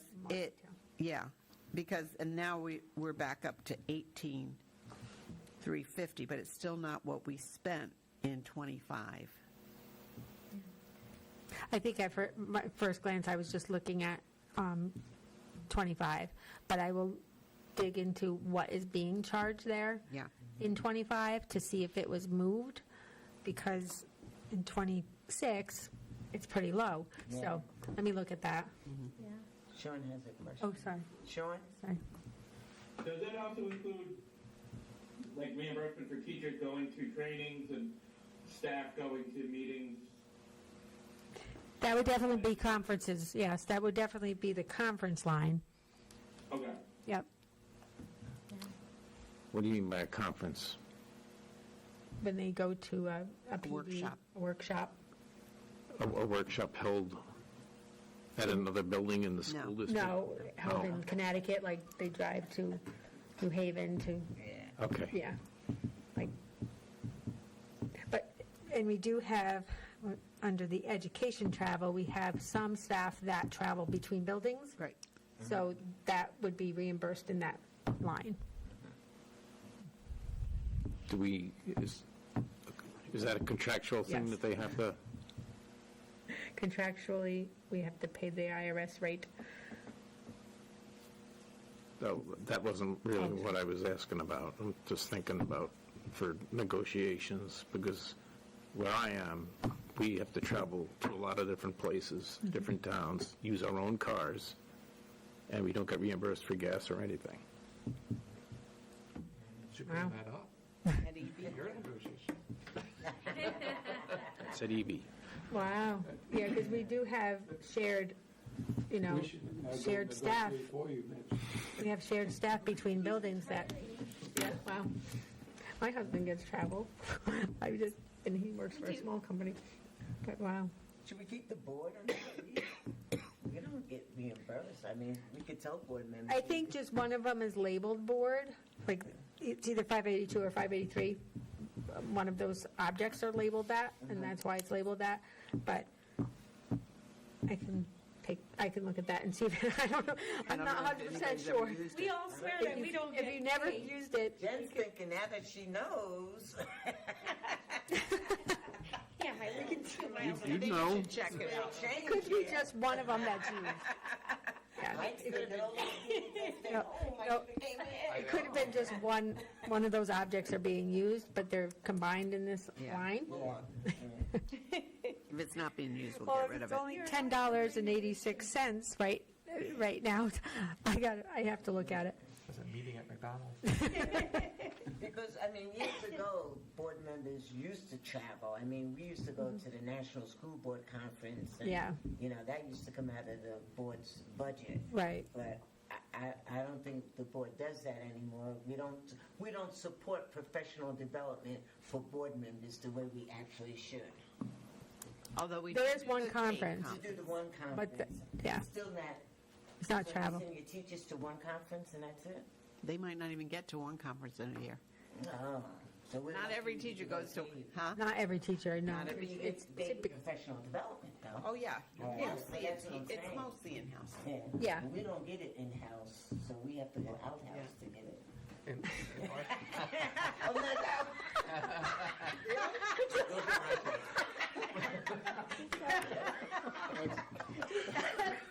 That's some crappy instruction.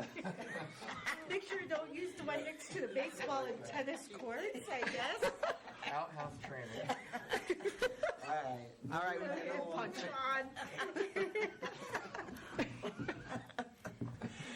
Okay.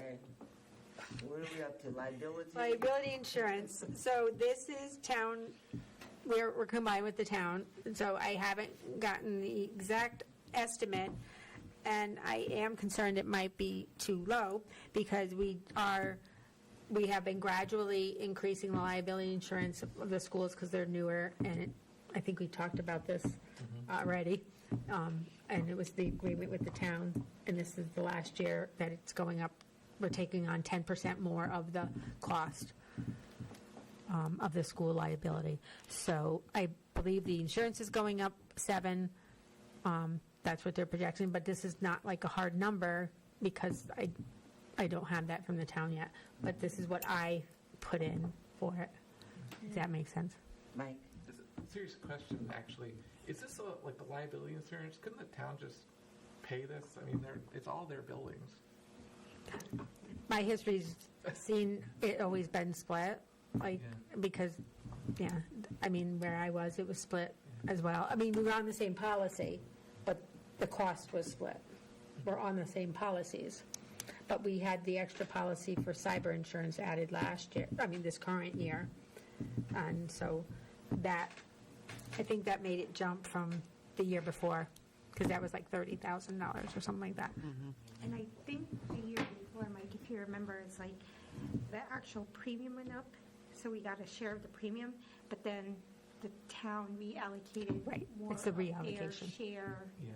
to us. Yes. So if it They was shared their share. 50-50 before, I don't know what the numbers were. Yeah, If exactly. it were 50-50 before, we're now like 70 and they're 30. Yes. And then something like that.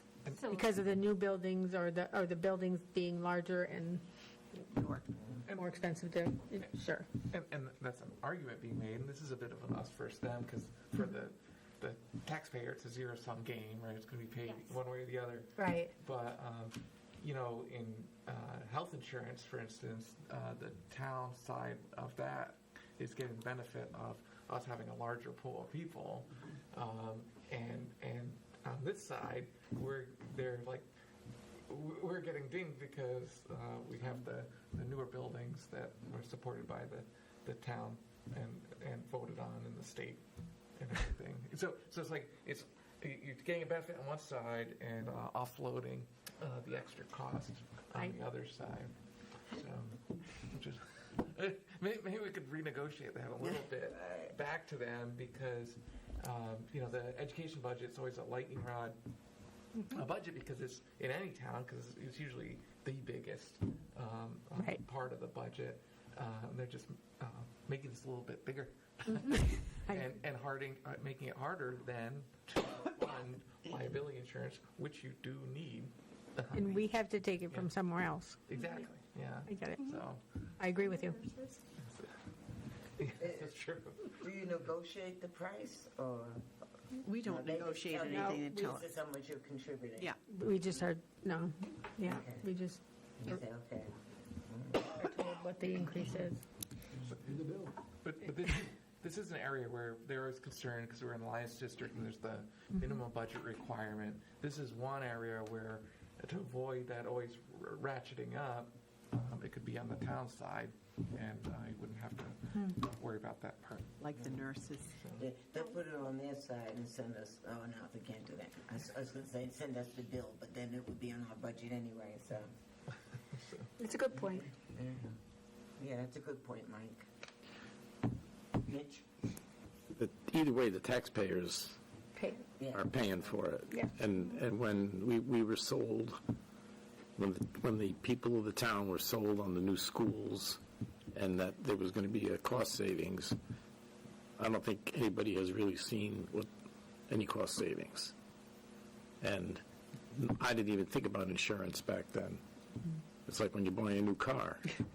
You're going to pay more in insurance than you will on the 19-year-old car that I drive. Okay. My 20-year-old car I don't pay much on. Sadly, sitting in the next to the driveway doesn't work well. But my newer car, I took it here tonight. So I think that's like the old school, new school argument. So And I don't know, this is another time, another topic, but like when the Cutler and West Side combined, you've heard the principal mention that they removed like a set of teachers. So there were some savings there. I'm not here to quantify or anything, but however number of teams, they reduced it by 1 to 2 teams. Yeah, I think they said They had mentioned they had 4 that. and it went down to 3. 3 or something like that. So there was something there, and I don't know what else, but there was something. I wasn't on the board at the We time. saw it right up front, but then year to year, you're not going to see it continue. So that's the only thing. It happened right in the beginning. It's an For efficiency. avoidance, yeah. They call Avoidance. it, Mitch, cost avoidance. a contentious term. We'll say that. Heard that Not cost used before. savings, avoidance. Avoidance. So we're avoiding one whole team. Moving it from one place to another. It's the shell game. Okay. But we hear that quite often, where were Yeah. the savings for the new schools?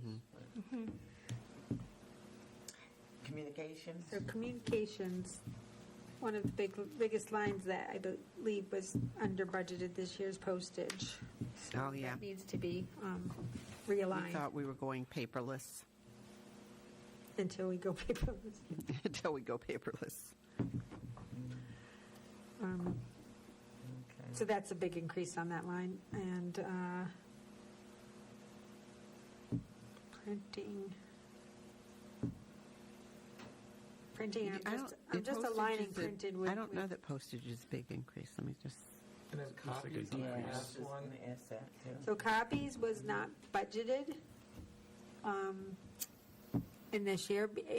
In FY '25, copies and rentals were put together, and they should not have been put in rent, because copies, we have to pay for every copy we make. That's Part of the contract. That's part of the contract, and it's normal, in Board of Eds and rentals of copiers. So that's why I can't even compute the increase because it doesn't compute with zero. You can't divide with, division cannot be computed. But that's why you see that big increase, because I had to move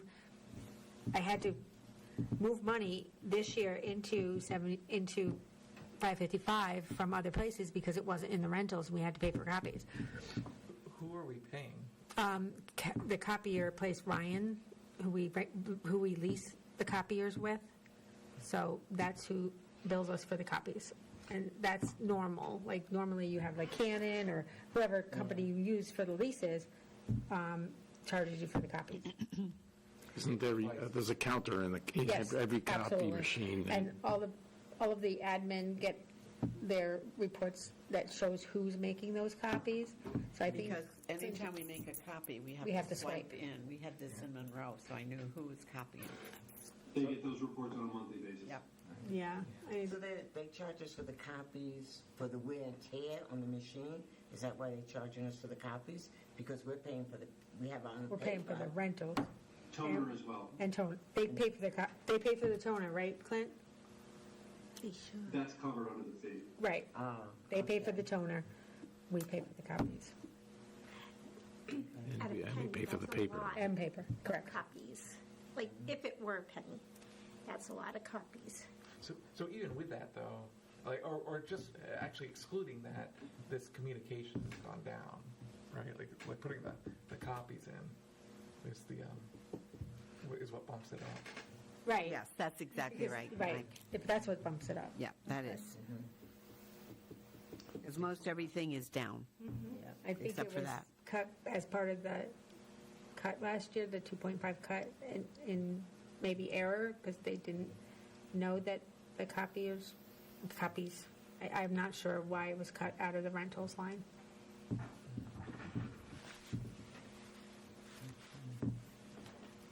anything else on that section? Special education tuition? Yep. This is a moving target, but I did my best with Denise to come up with these figures. And I do believe we're looking at them again, right, Susan? Yeah, one of the things that we saw was that there could be some savings of close to $300,000 based on the current enrollment of students that we have. And, so there's a couple of these areas with the state ed placements. They're really doing less with placing kids far away from home. They're trying to keep them closer to home. And so that's one area where we can maybe see $150,000 less cost. Vocational, I remember you saying, Denise, that could even be $100,000 offset. And then the general ed, the VOAG was a $50,000 reduction. So, like I said, we got up to almost $700,000 by just going through these and really looking closely at what's actually going on. So you're saying relative to the numbers in the blue column, which is the FY27 right now, you think that those can be brought down? Yep. That's good. Yeah, yeah, we might be able I to bring like that that. down. As soon as I put that budget together, I start looking again Yeah. and again and again, and you guys help. This is a good time to just remind, especially since it's presented, version control. Like this is Oh, I know. one set of numbers that we have, right? And so that should be locked. Well, this is locked. It's Yeah. going to be her budget. It's locked. This is my budget. When we're going to track these changes that we come up with, and In then your it'll be budget. your budget. Okay, so we're Yes, not. it's locked. So not each meeting we're not going to have No. a new set. No. Yeah. It took a lot of time. It's confusing. It was No. very confusing. Each meeting, we're going to talk about where we can reduce, but we're not going to have new sets until. Got it. I like that. Okay. keep a list, though. We'll keep it. Yeah, we're definitely going to keep the list so that we track where we're going to cut it Yeah, in the yeah. final. Yes. And that approach worked when we had to cut money from, between what the RTM approved and what we would Right. ask for, so that worked well. So this is like preliminary Rev A? This is. This is very her- preliminary. This This is just out of the gate, Yeah, this is just looking at, everything. you know, where we think we need the funds most. But then as we fine tune it and really delve into it, you're able to really get a better picture, I think. So this is Especially as a whole team. We really do it together. So these set of numbers are the numbers that are going to be the superintendent's budget. Correct. Right. Correct. And then we'll, 7.7. we're going through it as we're doing this even right now. We'll put forward a Board of Ed budget, and then it goes from there. Right. Okay. There's general ed magnet tuition. That went up almost 200,000. Yes, that is, I know the enrollment went up at the, it's the magnet for the high school. Yeah. And so can't we're think of what it constantly is. looking at enrollment. Fishy school? What is it called? Marine science. Marine science. The fishy school. Marine science. Take offense to that. And I think friendship. And friendship school. Yeah, yeah. I believe both of those enrollments went up. You have more students going there To learn, yeah. Yeah. to the In the preschool To the marine science and the preschool. and marine kindergarten. science. So we have more students going to marine science and preschool. Okay. And the preschool would be the friendship school you're talking about? Yeah. Okay. So they were in friendship school when their parents had to pay, and we had to pay special ed. And then they stayed to kindergarten. So we have 18 kindergartners now from Groton in the Learn School that we're paying for. And then we have 40 preschoolers, and if they go to kindergarten, all of them, like these others did. So it could be a continuing increase. So that's one of the reasons why Mary Morrison is so important. But it's definitely, yeah, based on the estimate, because the estimate, we've been looking at that encumbrance, and I'm comfortable with the encumbrance in that line at 634,000, and we project next year is going to be 703 because of the enrollment. Mitch? I'd like to ask the superintendent a question. If I understood you correctly just now, then you're saying there's a possible savings by using Mary Morrison because we won't be sending these kids to these other schools. Kind of like the Groton 2020. The avoided. What was happening when Dr. Grenier and I first came was we were spending over $2.5 million for intra-district magnets. Now, we love the fact that we have choice here in southeastern Connecticut, but we want to kind of be in the ballgame too. So, you know, I really do. And then with the Groton 2020, it came down to about $1 million or a little over $1 million from 2.2 or 2.5. And so good. now it's starting to climb up again. So I feel like maybe we can bring them back in this way. So. Okay, good. Thank you. Or maybe Denise can answer this one if you can't read it. Is the special ed state placements? I think that's the one I'm on. Yeah. Going up 352,000. That's the one that we're going to take down We're going to take it 150? down a little bit, but I can tell you as of today that not all the encumbrances were in. Oh, okay. So if you look at that 78,000, it's low. Okay. Because there are some that need to be put in. We're putting them in as we speak. But it's definitely less than the year of 25. Denise really looked at the number of Yeah. cases that we have, so she knows it's not going to be that either. Yeah, so that needs to be adjusted on both sides, the encumbrance and we're talking about lowering the projected. And the special ed state placements, we have no say in that. We have no say. Okay, I just want to clarify that. Yeah. Okay. No, but Beverly, they are way down. The Department of Children and Families spends most of their budget on vendors that are providing in-home services to keep children in their home and in their community, rather than move them out to, residential placements or other, placements far from home. Save us money. And it seems like it makes sense for children, too. Oh, yeah. As long as it's safe. Right. As long as it's safe. And what happened to the BOAG tuition? We don't pay that anymore? We don't pay that. Okay. By law. I go, oh, good. So that's a So that's a $50,000 savings. Okay, on to supplies, which has a. So I will have, I'll need Anne Marie for that one. Which The one? first line.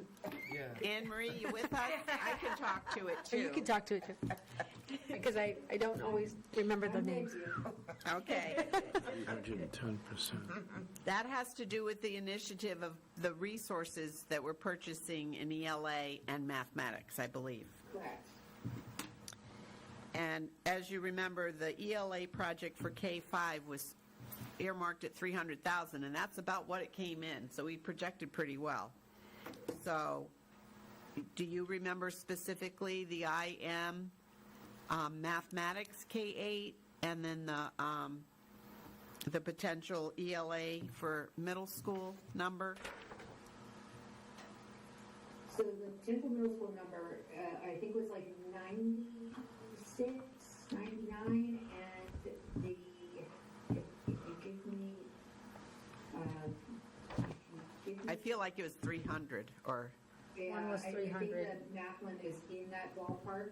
Remember that the ELA one is for 6-8, but the math one is K-8. So that's the difference.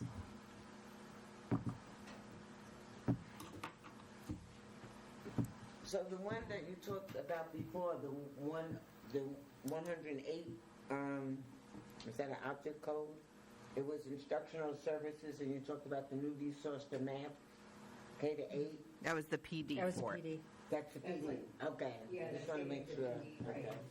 And if you notice, the increase is over 400,000, but even just those two things are 400,000, the ELA and the math.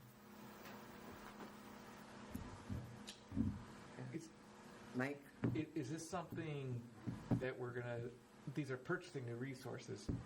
Next year, are we still on the hook for the same amount, or is this sort of a one-year It'll be transition? less, because sometimes there are startup costs, Mike, that are one-time costs, like, for example, with math, if we decide to go with, like, in K-5 with math, this illustrative math program has some, what they call math kits that, we would purchase for the classrooms, or we can purchase for classrooms, that would help teachers to implement very specific, it's an additional resource that would be, I think, beneficial for our teachers as we implement. They're optional, not required, but that's an additional cost. It would be a one-time cost that we wouldn't have to purchase again. Again, it's an additional cost, but we wouldn't need to do that moving forward after we make the purchase. Sometimes there's workbooks that we have to continue to buy, but sometimes there's also a student book that you would just keep year to year. And maybe we'll, And oh, sorry. one of the things about IM is that, because we used IM in my previous district, and IM has online and print materials, and after a couple of years, the teachers got really used to using, like, we purchased the first year the online and the print. After the first couple of years, the teacher said, we use the online materials so much, we don't need the online and the print. I think the quote I got this year, actually, based on my previous experience, is just limited to the print, because I find that, especially at the younger grade levels, teachers hesitate to use, especially the Too much younger tech. kids, too much of the online stuff. So I limited the quote to the print materials. But if I find at the, especially as we get to the upper grade levels, that our teachers are using a lot of the online access stuff, that might be something that we consider integrating moving forward. So there's a lot of different, now there's things that are, in the past, you could just when I first started teaching, everything was just a textbook, and then that was it. You bought it one time, but things now are really, they're really advanced, and so there's so many different options that you can explore. Thank you. Do we save anything by not having Dreambox, for instance, anymore? Yeah, I believe we saved, I think it was over $40,000, might have been closer to 50. But then you had to buy iReady, Yes. so there was an offset. I read with that But money. it was So definitely wasn't less. really like a saving. No. It's a cost avoidance. It's a reduction, I believe. I think it was less than. But it's still something.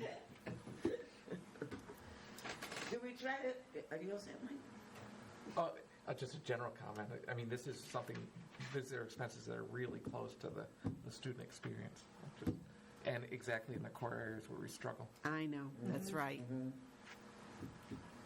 Do you try to find a balance between using technology for the students and then using other methods of instruction? Absolutely.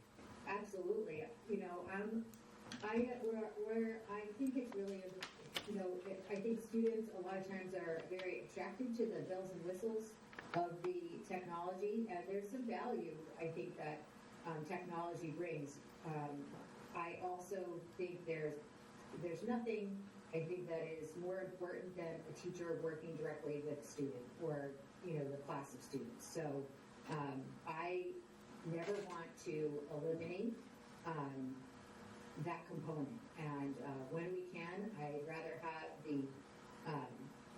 that component of the instruction, the more of the emphasis placed there.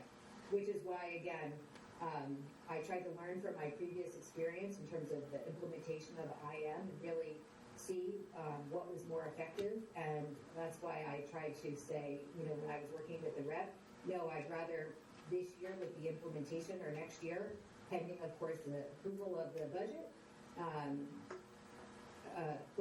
get the quote where we're saying, no, I want a print only this year implementation. Excuse me. God bless you. Thank you. Thank you, Emily. We just got a question on the last one on that page. I mean, the page isn't up anymore. I just want to make sure we don't. Are you I got 2.5? Are we going back to 2.5? Yeah, we're still on 2.5. I know, but it's missing up there.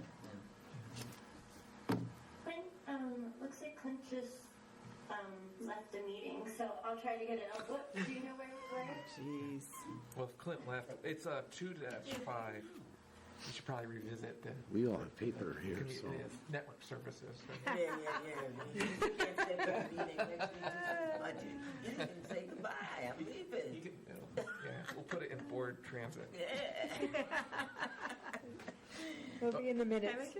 It was on the agenda, Caitlin. It was. Yeah, I it's, think he just popped back oh, there it is. Oh, okay. Right. We're missing We you. heard we were didn't get budget.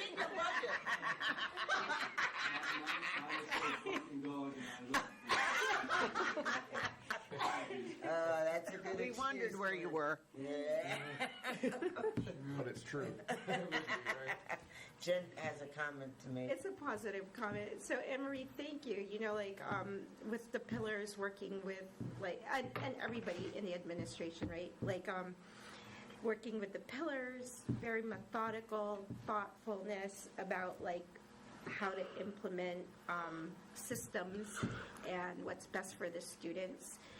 There were a lot of feedback from either the principals or the teachers when they presented earlier on, and then now just going through the budget. Thank you for the insight and appreciation, especially with increases, so that it could be better defended and requested and have a better chance of making it through. So thanks for that. All right. Do you want to tell us about, Vita, Anne-Marie might answer this one I too, think- about the pupil test. I think I think it might that was the high school. Is that I don't know that it's all coming from high school, but there's a lot of different assessments that we have. Yeah. We have the assessment for the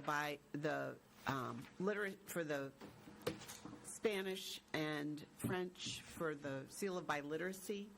So that's a test that is given. We also we pay for the AP test and the IB test, and then that's a matter of equity so that all kids can do that. We do get reimbursed for free and reduced lunch, but we just always felt, I mean, when I first got here, we were paying for IB but not AP. And we thought it was only fair that if we're going to pay for an assessment for kids. And one of the things that's happened since we've been paying for it is we keep getting more and more kids taking the courses, the high-powered courses, and taking the test. At one point, they were choosing not to take the test after they took the whole course, but now that it's being paid for, they're all taking it. And not that they're all getting 3s through 5s, but That's what well, they're not all getting 3s, but it does make a difference in their readiness for college to have those kind of courses under their belt. I think there's an incentive. And it's getting better. It's getting better and better, kind of the more they practice and take advantage of it. So it's a good thing. So my question, Senator, I do agree, though, that's great, wonderful to support. My question is just kind of going across the lines. The first column is from FY25, it's like 62,000. And then last year, we put in roughly double that. And I can remember this discussion about that and testing going up and things like that. Right now, I know those AP tests haven't happened yet and everything, but I guess I'm wondering, we're only at 50,000 right now. I'm wondering, is that an accurate estimate, or is it half of what we'd expect? Because it inform We have to ask them. what we expect to budget for there. I think the whole idea of encumbrances, Rita has really brought forth, but we're still reminding people. So it's probably, those tests aren't usually given until the spring, so we Yeah. want to make sure that we've encumbered them. Okay, because I'm just like looking at FY25. I agree. It looks like Agreed. we're more in line with those numbers. Yeah. Yeah. We'll see. So we'll check on that. we might want to put some incentives to those tests that we give out for free up at the high school. There is. They don't need to do this finance, I think. Yeah. That's why the kids are well, forget it. Okay. But that's okay. It gets them in the class. Yeah. All right, next. Oh, Mitch, I'm sorry. It's okay. Music supplies. What kind of music? I don't know that much about music. I'm just curious as to what the supplies are. Maybe instruments? That would be, it would be the Music, instruments, the actual like the music. reeds and the music, the music lyrics, or you know what I mean? They're You mean the music? The music. The music that they read off of and read off stuff of, like that? so that's their supplies, is their So, replacing the pads or the reeds or that kind of stuff. and Mitch, when we go through the functions, this is going to be interesting because you'll understand the object codes, but you're going to see site budgets, so you're going to see what the schools are paying for when it comes to music supplies and all of this. You're going to see in sections of elementary and secondary what's being paid for, so you're going to get a sense of where these are needed most. Now music in our district is a K through 12 experience, and it's very highly regarded. So, but you're going to see even more details about which function, which area, which school is paying this amount, each amount for music and music supplies. So, Where are the instruments located? Replacing. would that be in? It's in supplies if the instrument is under $1,000. So it could be in supplies if they're buying instruments that are under that. Yeah, it could be in that line. My flute was over $1,000. I play the flute, but it depends on the price. Yeah. Because if it's over $1,000, it has to go into equipment. I think Mitch has some more questions. When I went to school, I took trumpet for 6 months. I had to provide my own trumpet. Now, admittedly, that was 50 years ago, okay? And then there was a time when Craig Moody was the music teacher. I don't know if anybody remembers him. And they reduced his budget, and he made the trash can band. Oh, Remember? That's funny. Okay, I'm That's good friends with great. Craig. So that's why I was asking about that. So I didn't realize we provided all the instruments for the kids. Well, some of the kids have I'm not sure if we, yeah, I did. We have to find out more provide their details. own. Yeah, they do. It might be on an as-need basis. Right, Because I don't, right. but I'm just talking out of experience from where I've been. Yeah. So Okay. we don't, Yeah, because when my daughter went to school, she played in a band. She had her own instrument. What about your girls? Most Well, they have their voice. most it kind of went from using a school one early, and then renting for a short time, and then owning.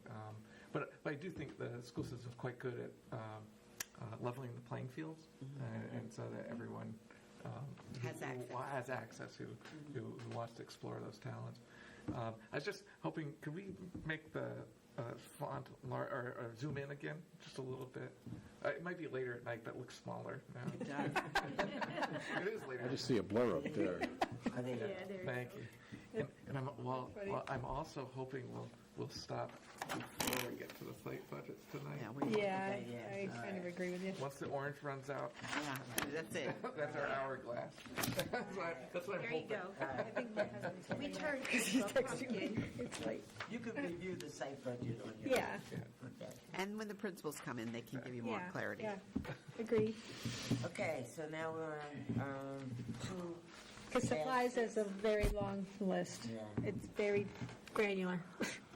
two- I hope in the future to combine stuff, I'm going to be honest, because I don't think it should be this granular, but just like special ed supplies, the function should tell you what the supply is. We should, in my opinion, it should all be in 601, which is instructional supplies, because special ed is instructional, but it's But this separated is good, here. though, for you all to be able to see and how it's broken out, at least for now. And most of the increase here, like at that whole category, is due to the increase in the first thing that Anne Marie was talking about. Yes, Right, The right. resources for Right. ELA and math. and math, K through 8 and 6 to 8. Are you on the tech ed and down? Yeah, just you get to the bottom of it, and it's up quite a bit. 93%. Yeah, it is. But most of it Right. is that increase that was talked about already. Jen? Rita, if you can, for the next time, row 189, other supplies. I hate other, because you just never know what other is. So if That's why it's there, so you don't know. It's going down, though. It is going down, I saw that. Oh, I know it's going That's a down, good but point. I don't know what it is. Bye-bye to 23,000. Yeah, Zero. No, I'm just kidding. That's why 619 should, so 619 shouldn't exist. 619, yeah, basically, right? Basically, right. Do you agree? I agree with you. Thank you. I have to look into it. Yeah, we do have miscellaneous. I don't like that. Jen's not buying that either. Jen slush fund. No, I'm just kidding. Because they have so many, I'm surprised they have another, but I will look into what is in the Thank you. Because this was just a combination, I just combined all the I know. departments, to be Yeah. honest. I haven't looked at every single supply line, because there are so many. But I can look into that. All right, any other questions on the supplies? I have one on the math supplies. Is that include the new math program that was being discussed earlier? No, that would be the department level math. So that would be the high school math and Okay. only department level math. If I And I'll bet remember it'll be last calculators. year- if I remember last year, I think it was like some debate math thing. And I could be remembering it incorrectly, like some math competition thing. Oh, math counts. Okay. I think, But if I remember it. a supply. Yeah, don't I have to look at that, because that's a big Just jump. check. I'm like remembering. Yeah, it is a last big jump. year, You know. The last 2 years. I know when they do know. those big jumps, it's usually calculators. And it could be like it's not every year. Yeah. Right. You know, You That can we get buy back them. to us on that. Yeah. Mitch, remember that. being an engineer, I think math is one of the best things in the whole world. And what a lot of people don't realize is language arts. Most engineers are notoriously lousy writers. I spend most of my time at work rewriting people's stuff. Okay, so the math and the language go together. Yeah, hand in hand. Yep. Well, I'm an awful speller, but that's because I'm an accountant. I'm just going to admit it. My spelling sucks. Okay. Okay. All right, So- Mike? Just quickly, the athletic supplies, and I think maybe this is a case where a lot hasn't been encumbered yet. Maybe I'm just Maybe. because it's at the budget's 55,000 or so, and then it's only 22,000. I think because you're going to ask about the competition anyway, that'll go to the same person. So can to circle that one. It might be because of the tariffs and all that stuff that if it's soaring up, I'll have to find out, but I know that when athletic supplies, when you're buying baseballs and you have to buy them from a certain company, you have to be certain, but we'll check into it. Oh, I remember actually the exact thing about how much a baseball was. Yeah. And that they were going up, but like if you look at the first column, what was spent in athletics. Oh, yeah, I see what you're saying. 36 or so thousand, and this year and then we budgeted more because of that, but we're only at like 23,000. But right? we'll have to check with the Yeah. schools. Yeah, good. Because I would think most good of the point. supplies have been bought at this point. You would hope. Maybe not.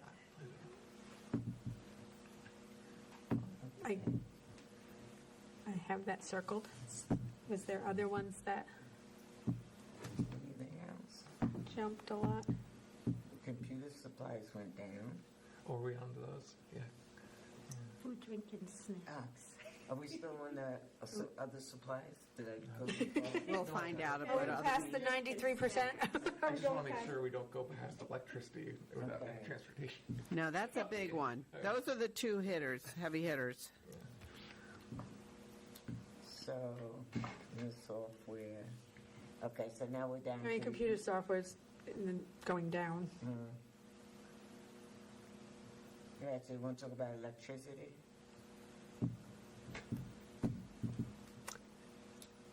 Or you I'm want just, to- no, I mean, we put the purchase orders in finance, so, we've just been basing it off of the trend that we see this year. The heating oil,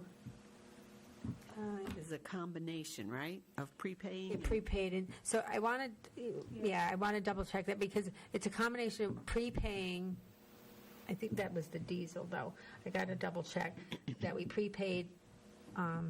We had a prepaid contract this year, but we had to purchase last year's contracted gallons. That makes sense. So that did go up a lot. But I thought that was in the next line, the 202. So you're going to check that heating oil? Yeah. I will have So I think it looks closer to basing it on what we actually spent in '25, because Yes. we've Yeah. only budgeted 201,000. I think you're right. I think Accounted I for the based it whole on- thing, but we're not sure that that's going to be enough, right? For the heating oil, yeah, you're right. I think I based that on what we spent in '25. Right. Are we worried that we're not going to cover it this year? I mean, because it's just exactly what's there. Well, that's the I am. encumbrances, Yeah, I am. I mean, we're encumbering the whole thing. the whole thing based on, what's budgeted. So, Got it. yeah, so it could go over, yeah. It's hard to tell because how do you estimate how many fill-ups and all of that unless you dive deep into every school. It's But 40 degrees today. How could it ever get colder? but it's good. Oh, it It's is. really cold right now. I know. It's probably 20 right now. I know. It was 44. Yeah. Anyway, Is that the one that we belong to the consortium? Is that with the heating oil?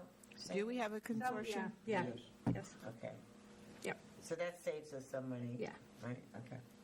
But the next one is the one where I said we prepaid, but we didn't account for the contracted gallons that we were contracted for last year.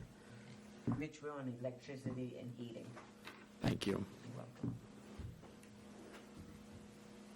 But I was talking about the next one, but the heating is the one that I based it on FY25.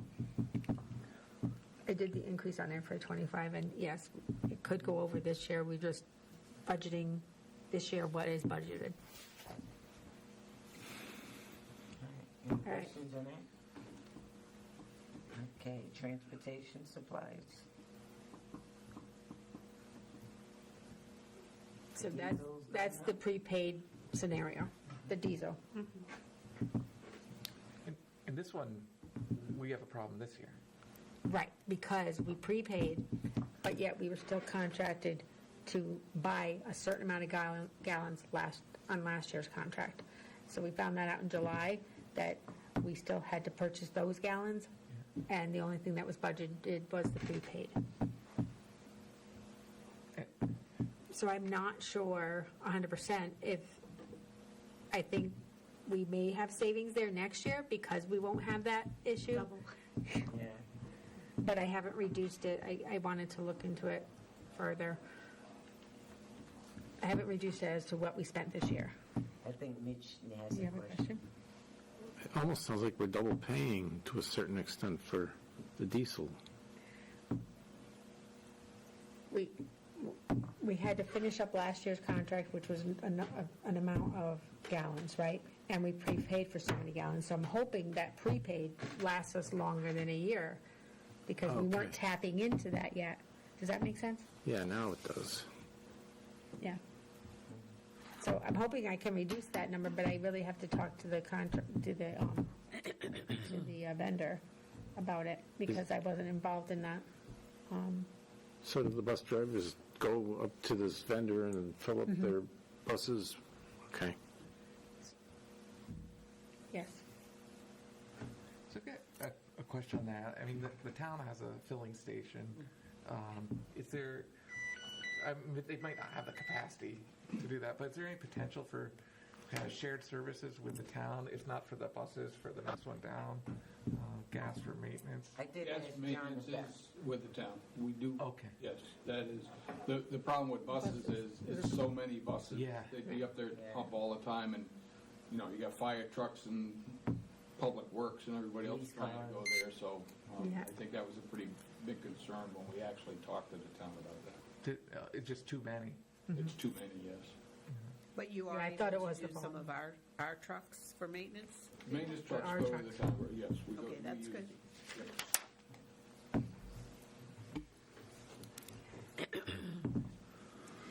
Moving along. Textbooks?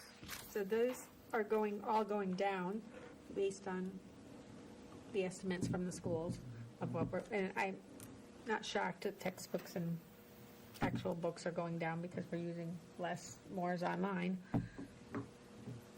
I know. and Good or then bad, but it is. Yeah, then we're thinking online's bad for the kids to be online, so but I think those- we're reducing the textbooks. Those new materials that we're purchasing do have the print work to do, so I don't know if they're actually workbooks or. Yeah, we just put them print in out copies. 601 because I'm not, to be honest, we did away with 641. At Wyndham, we had just 601 instructional supplies because we were using so much less textbooks. Why separate it? But it's still separated, and It sounds like from where I sit, the wave of the future, and I'm not much of a technology supporter, but the wave of the future is the technology. it is. That's It is. that's I- the it- yeah, those are the tools we use where I work, and for our kids to be able to function and get jobs, I- they're they going to have need to do it that way. They Yeah. have to- they know more than some people do, than the older generation does already. So, yeah, it's the way Well, that. I don't disagree with that, but I'm just saying that a lot of the teaching material is online and the kids are reading constantly. Yeah. I'm not against teaching technology to do all this on the computer, but that's what I'm thinking about. I understand what you're saying, Mitch. All right, maintenance, facility maintenance supplies. That's you, Sam. But I think you guys, We did, Sam and I talked about that. I know that, and you can speak for yourself, Sam, about how sometimes your budget gets under budgeted when we're making those cuts, and that you were looking at what you needed.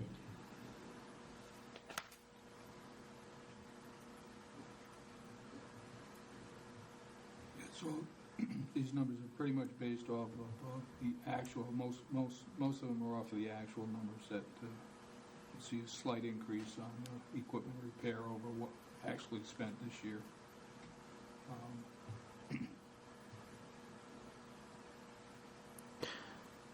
We did look through, though, there were some that were up, and we looked if we took off, on several of these areas, $10,000 to $15,000, and then the 654 heating and plumbing supplies went from actually at 80,000 to 202. So we're looking to see if we can't cut that back a little bit, and then so he could have some savings there too of up to about 135,000. But we got to look at it more carefully. Yeah, that one was interesting because the heating and plumbing repairs are down, but the supplies are up. But I wonder if that's because you're doing it more in-house. I don't know. We are doing more. Yeah. The painting supplies are up because the newer schools are not so new anymore. Yeah, same. And if you walk around some of the elementaries like Thames River and Mystic River, you see some walls that are pretty. Unfortunately, the newer schools were built with sheetrock walls rather than block walls. These last forever. And so, between repairing those walls and then, of course, painting them after that, so they get marked up pretty easily with little kids walking up and down the hallways and we did ask the principals to fill out a maintenance sheet for summer work, and not that we can get it all done. I didn't promise them that we get it all done, but we are taking into consideration if they want certain walls painted or they need this or that, we got to put in the budget for the supply cost, and then also consider, the maintenance and all that needs to happen in the summertime. again, it's a big increase percentage-wise, but it's not a lot of dollars either to go from 9 to 20 something, from 10 to 20. Do your people do the painting, or do you hire a contractor? Generally, we do it. Okay. But there are times when we have to hire contractors, depending on when it has to be done. For our maintenance guys don't work at night, we'd be paying them overtime. It's sometimes cheaper to sub it out and get it done at night. Okay. And equipment repair is an 80% increase. What kind of equipment are we talking about? This is, again, to educate. Plows, the school, each school has a small garden-sized tractor, for instance, with plows, snow equipment. So it's all that type of equipment that's just getting older as we go. So. Okay. Yes, thank you. Couple things. I know some of the principals were, if we keep maintaining them, so the paint, I just want to make sure that all of the principals who were requesting for some areas to get paint, that was taken into account. But my main question is, where do we put, the truck? Is it the other page? Okay, and then the two car I hope it's there. vehicles that were. Did you put it in there? Did you put it in there? It's coming up Oh, it's coming up? Okay, perfect. on our last half. Okay, great. I'll erase. We'll come back. We'll come back to that one. Because I'm always making sure we have that truck or the car, the two vehicles. Okay, anything else on facility maintenance supplies? Okay. I know we're running low on. About 15 more minutes, so. Yeah. What about the other supplies? Oh, Jim loves that word, other supplies. Beverly, I wanted to say something very, very quickly. Okay. And it has to do with, particularly about technology and workbooks and things like that. And one of the things that as educators we're not looking at are some of the very basic requirements of learning. And one of them is hand-eye coordination. And even though we talk about preparing our kids for the future, that's one of the big things. So we have to not just look at what we spend our money on, but how we spend it and the actual educational requirements for kids. That's all I had to say. Do you have any suggestions on that? No, I just think that, we're overlooking all these little subtleties that maybe only a teacher would think of. But they're in that, in the requirements for educating kids. That's it. Thank you. I just thought I'd bring it up for people as something that nobody might have thought about. I'm done. Okay, anything on other supplies? Okay, moving on to equipment. Or professional materials, you know, do that 223. That's part of. They other look like supplies. they've gone down, fortunately.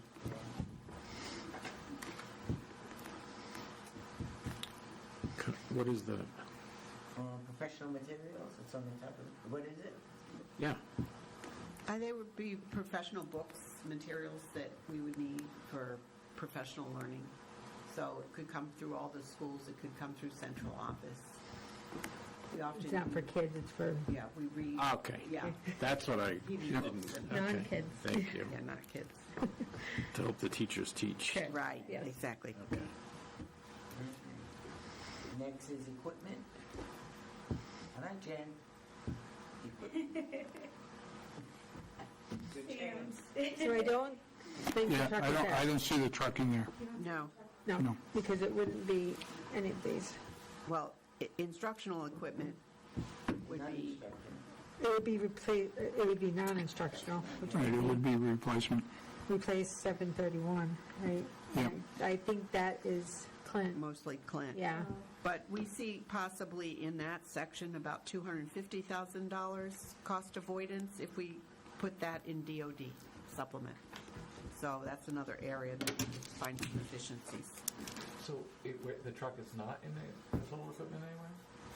So with the two vehicles, The what? That the would, two vehicles that were impacted from like the snow. Yeah, the two vans that are not roadworthy any longer. Yeah. So We're still hopeful with those non-lapsing funds. Once this audit is done, we're expecting those non-lapsing funds, and we had actually talked about maybe We did getting talk this about- truck through that this year. That's, we could learn about that in a month, so that would be. I know you don't, He needs that. I mean, he's fixing up some of them. yeah, the district definitely. Well, Sam, how are you doing without those trucks? They're sharing. We're sharing. They don't have, And sharing trucks? Yes. Are they still able to get the work done that they're supposed to get done? I mean, they share the trucks to go where? We drop somebody off at the job site and pick them up later on, needed. I think Mike has a question. yeah, just, I remember years back now, I think the town on their side, they did like a fleet review, and then they had, okay, we want to replace such and such percent, so it's more predictable and organized rather than we have to do something this year. And because what happened is everything got really old, and because that's always the thing that never got, always got cut out, and never actually got done. That's where I was up until last year or the year before. I was replacing one vehicle each year because we had 16 vehicles in the fleet. If they get to be 16 years old, they're at that end of the life cycle. So even though the town takes really good, care of them in the fleet, you get between 16 to, so if you get 16 to 20 years out of a vehicle, you're doing pretty good. But again, we were doing one vehicle a year up until about, I think it was at least last year, it might have been the year before that we had to stop a that. couple years ago, Sam. Time flies, yeah. Put that on the facilities, Been asking for that for a while. agenda. That's going to be on the, hopefully, so Jen puts it on the. So it'd be nice to get back on that cycle again. And I can't put it on CIP. I was just going to comment, I wanted to say, I'm used to it being on a CIP. Trucks are $80,000 now. My past history is not writing trucks in the general budget. It's CIP. So has it ever been done? Has it ever been done through a CIP here? You don't think so? Not on this, not since I've been here. Oh, okay. I was just going to ask that question But is because it in the town charter that we can't? No, because it's a dollar the dollar figure. it's a dollar figure, you know, there's a Well, it minimum. meets the requirement for the dollar. I'm pretty sure that most of these vehicles would meet that Yeah. minimum. Try putting it in I'm the just, CIP. I'm just curious because I've always seen it in a CIP. And it was a snowplow that you lost too, a couple years ago. Yeah. So that- Yeah, It's good to know. I didn't watch it. Actually, it's good to know it can be done because that would get around the concerns about bumping it up for, because if we haven't done it for a couple of years and maybe we don't do it this year, I would want to be that route. If we didn't, then at some point we're going to have to replace them, a lot of them, in a short amount of time, and we'd raise the budget. You can't drop it down at the Right. minimum budget requirement. Right. So, yeah. The MBR, Saves us from that. the MBR, Exactly. you can Yeah. put in for two, like, to avoid this in the MBR. The CIPs is on Tuesday, so maybe you could include that in the CIP, Sam. Okay. In addition to our HVAC. I know there's a lot in the CIP, but yeah. I don't know, can we add something now?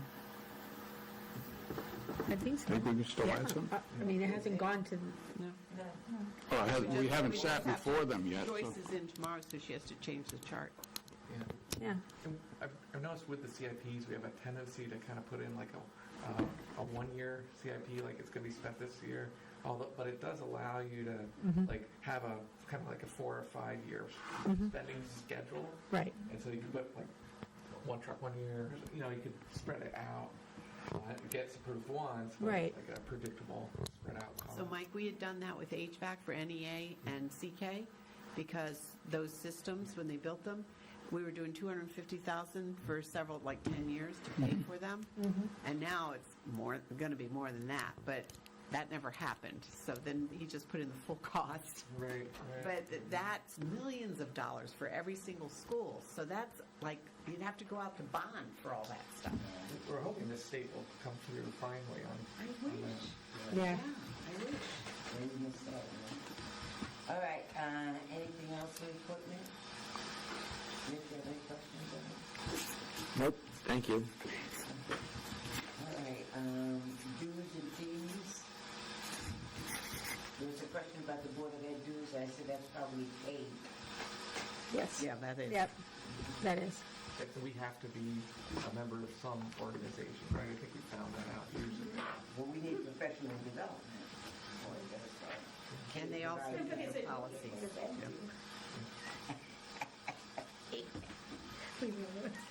Overall, it's a 3% increase. That's normal for dues, but do you have any questions on that? What's the, I wonder what the your others are. other is 35% increase. What is that? The other are the schools' dues, so I can look into that because that comes from the schools, the professional organizations that the schools are in, I believe. Yeah, it looks like they Might be spent, like my organization too, like Well, it could Buildings be and mine Grounds too. organization. I'm TASBO member, you know. You might want to, when they have it, to tell us what the other Okay. dues are. Could be ID. Yeah, it could be ID. Yeah, let me look at it. And the same thing for the admin, school admin dues. That's pretty good. it's looking like it's going up $3,000 each year. So I don't know if that's additional dues and fees or if it's just a cost thing. And we'll set that, we have one more minute. Jen. I just want to make sure before we, Susan, before you submit this as your final budget, like, in the packet, you considered anything extra potentially for Mary Morrison, for EB, and then, other investments, but, so I just want to make sure that anything else, just because, like, we can't be in a situation where, like, if we approve Mary Morrison and then we don't have half the funds and then we're like stalled. So if finance and facilities, what I'd like to do is Lori Ferguson, who is our consultant, has been working with me and using all the different grants from Perkins Supplement, Food State, EB's donation, and multiple others. Dodia has a career one that we're using. But we've got covered all of the equipment, and it's really, she's got such a comprehensive list. I'd love to share it with First Finance and Facilities, give you guys an update. And we can do the same thing with the equipment. We had to put it in for the $600,000 construction project today, all of the details on the equipment. So I'd love to share that with you all at Finance and Facilities. So kind of a update on spending, and it'll show that I feel pretty confident that through these grants we're taking care of it all. So do you want us to be before the February 3rd? Because we did cancel January, or do you just want to wait until I think February 3rd is going to be fine. It's just Okay. it's not that far away. Okay. Yeah. So that'd be great. And what's happening is negotiations going to meet for half an hour on the same day. There's 3 of us are on negotiation, 4 of us are on negotiation, and then finance facility will do that 6:30. Okay. Just a quick negotiation. I have one more question. It's budget related. We don't, the 900 contingency, we don't have anything in that. Is that a real like object code Yes. category? Yes, it is, and we had it last year because we had open contracts, but we don't have any open contracts. So it's like a state recognized. It was for the,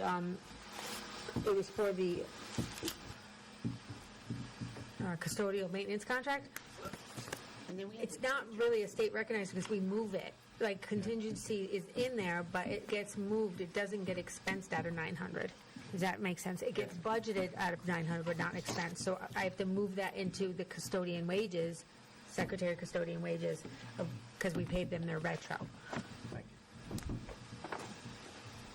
And when does AGSA start up the negotiations? Is there's the next one, or? I think so, but I don't think no contracts end next year, like before next year. Okay. They don't end in 26. They end in 27. So that's why there's no contingency. Okay. Okay? Yeah. They might start in 27 for the following year, like admin. Typically, you have to have that done by December. But that would be a Lori question. But Lori? certified has to be done by a certain time. So there's no negotiations, but there's no negotiations this year for admin? Do they start in Their 27? contract ends June 2027, so we'll be starting at, We'll be starting it you know, next year. late in the year 2026. Okay. Yep. All right, anything else? One more thing. Okay. Well, I just want to say thank you to Rita, Susan, I don't want to forget about you, Susan, Sam, Lori, Denise, for hanging in there. Anne-Marie. Anne-Marie. Anne-Marie. I think Well, Excellent. Chris was off and on. I'd just like to say that Craig Mooney was one of my favorite teachers of all time. You Falcons. He was a teacher when I was a principal, so. He was an excellent music teacher, excellent, Yes, excellent. fabulous. Yeah, He's a well, good human being, too. Yep. yeah. And so is Bob Spargo. Yep. Well, thank you for everyone who attended tonight. I Thank you. appreciate it. Oh, And, I appreciate you Thank you. yeah, have a helping me good look at weekend. this thing, because it takes a village, it takes a team. Yep. Yeah. Have a good weekend, Andrea. Now, Now. motion to adjourn. Okay. Second. Second, Mitch. So it's 9:03. 9:03 and we adjourn. Rita, thank you. Very organized. Yeah. You knew Thank you. exactly what Did a was good in job. Yeah, the you are categories. fabulous.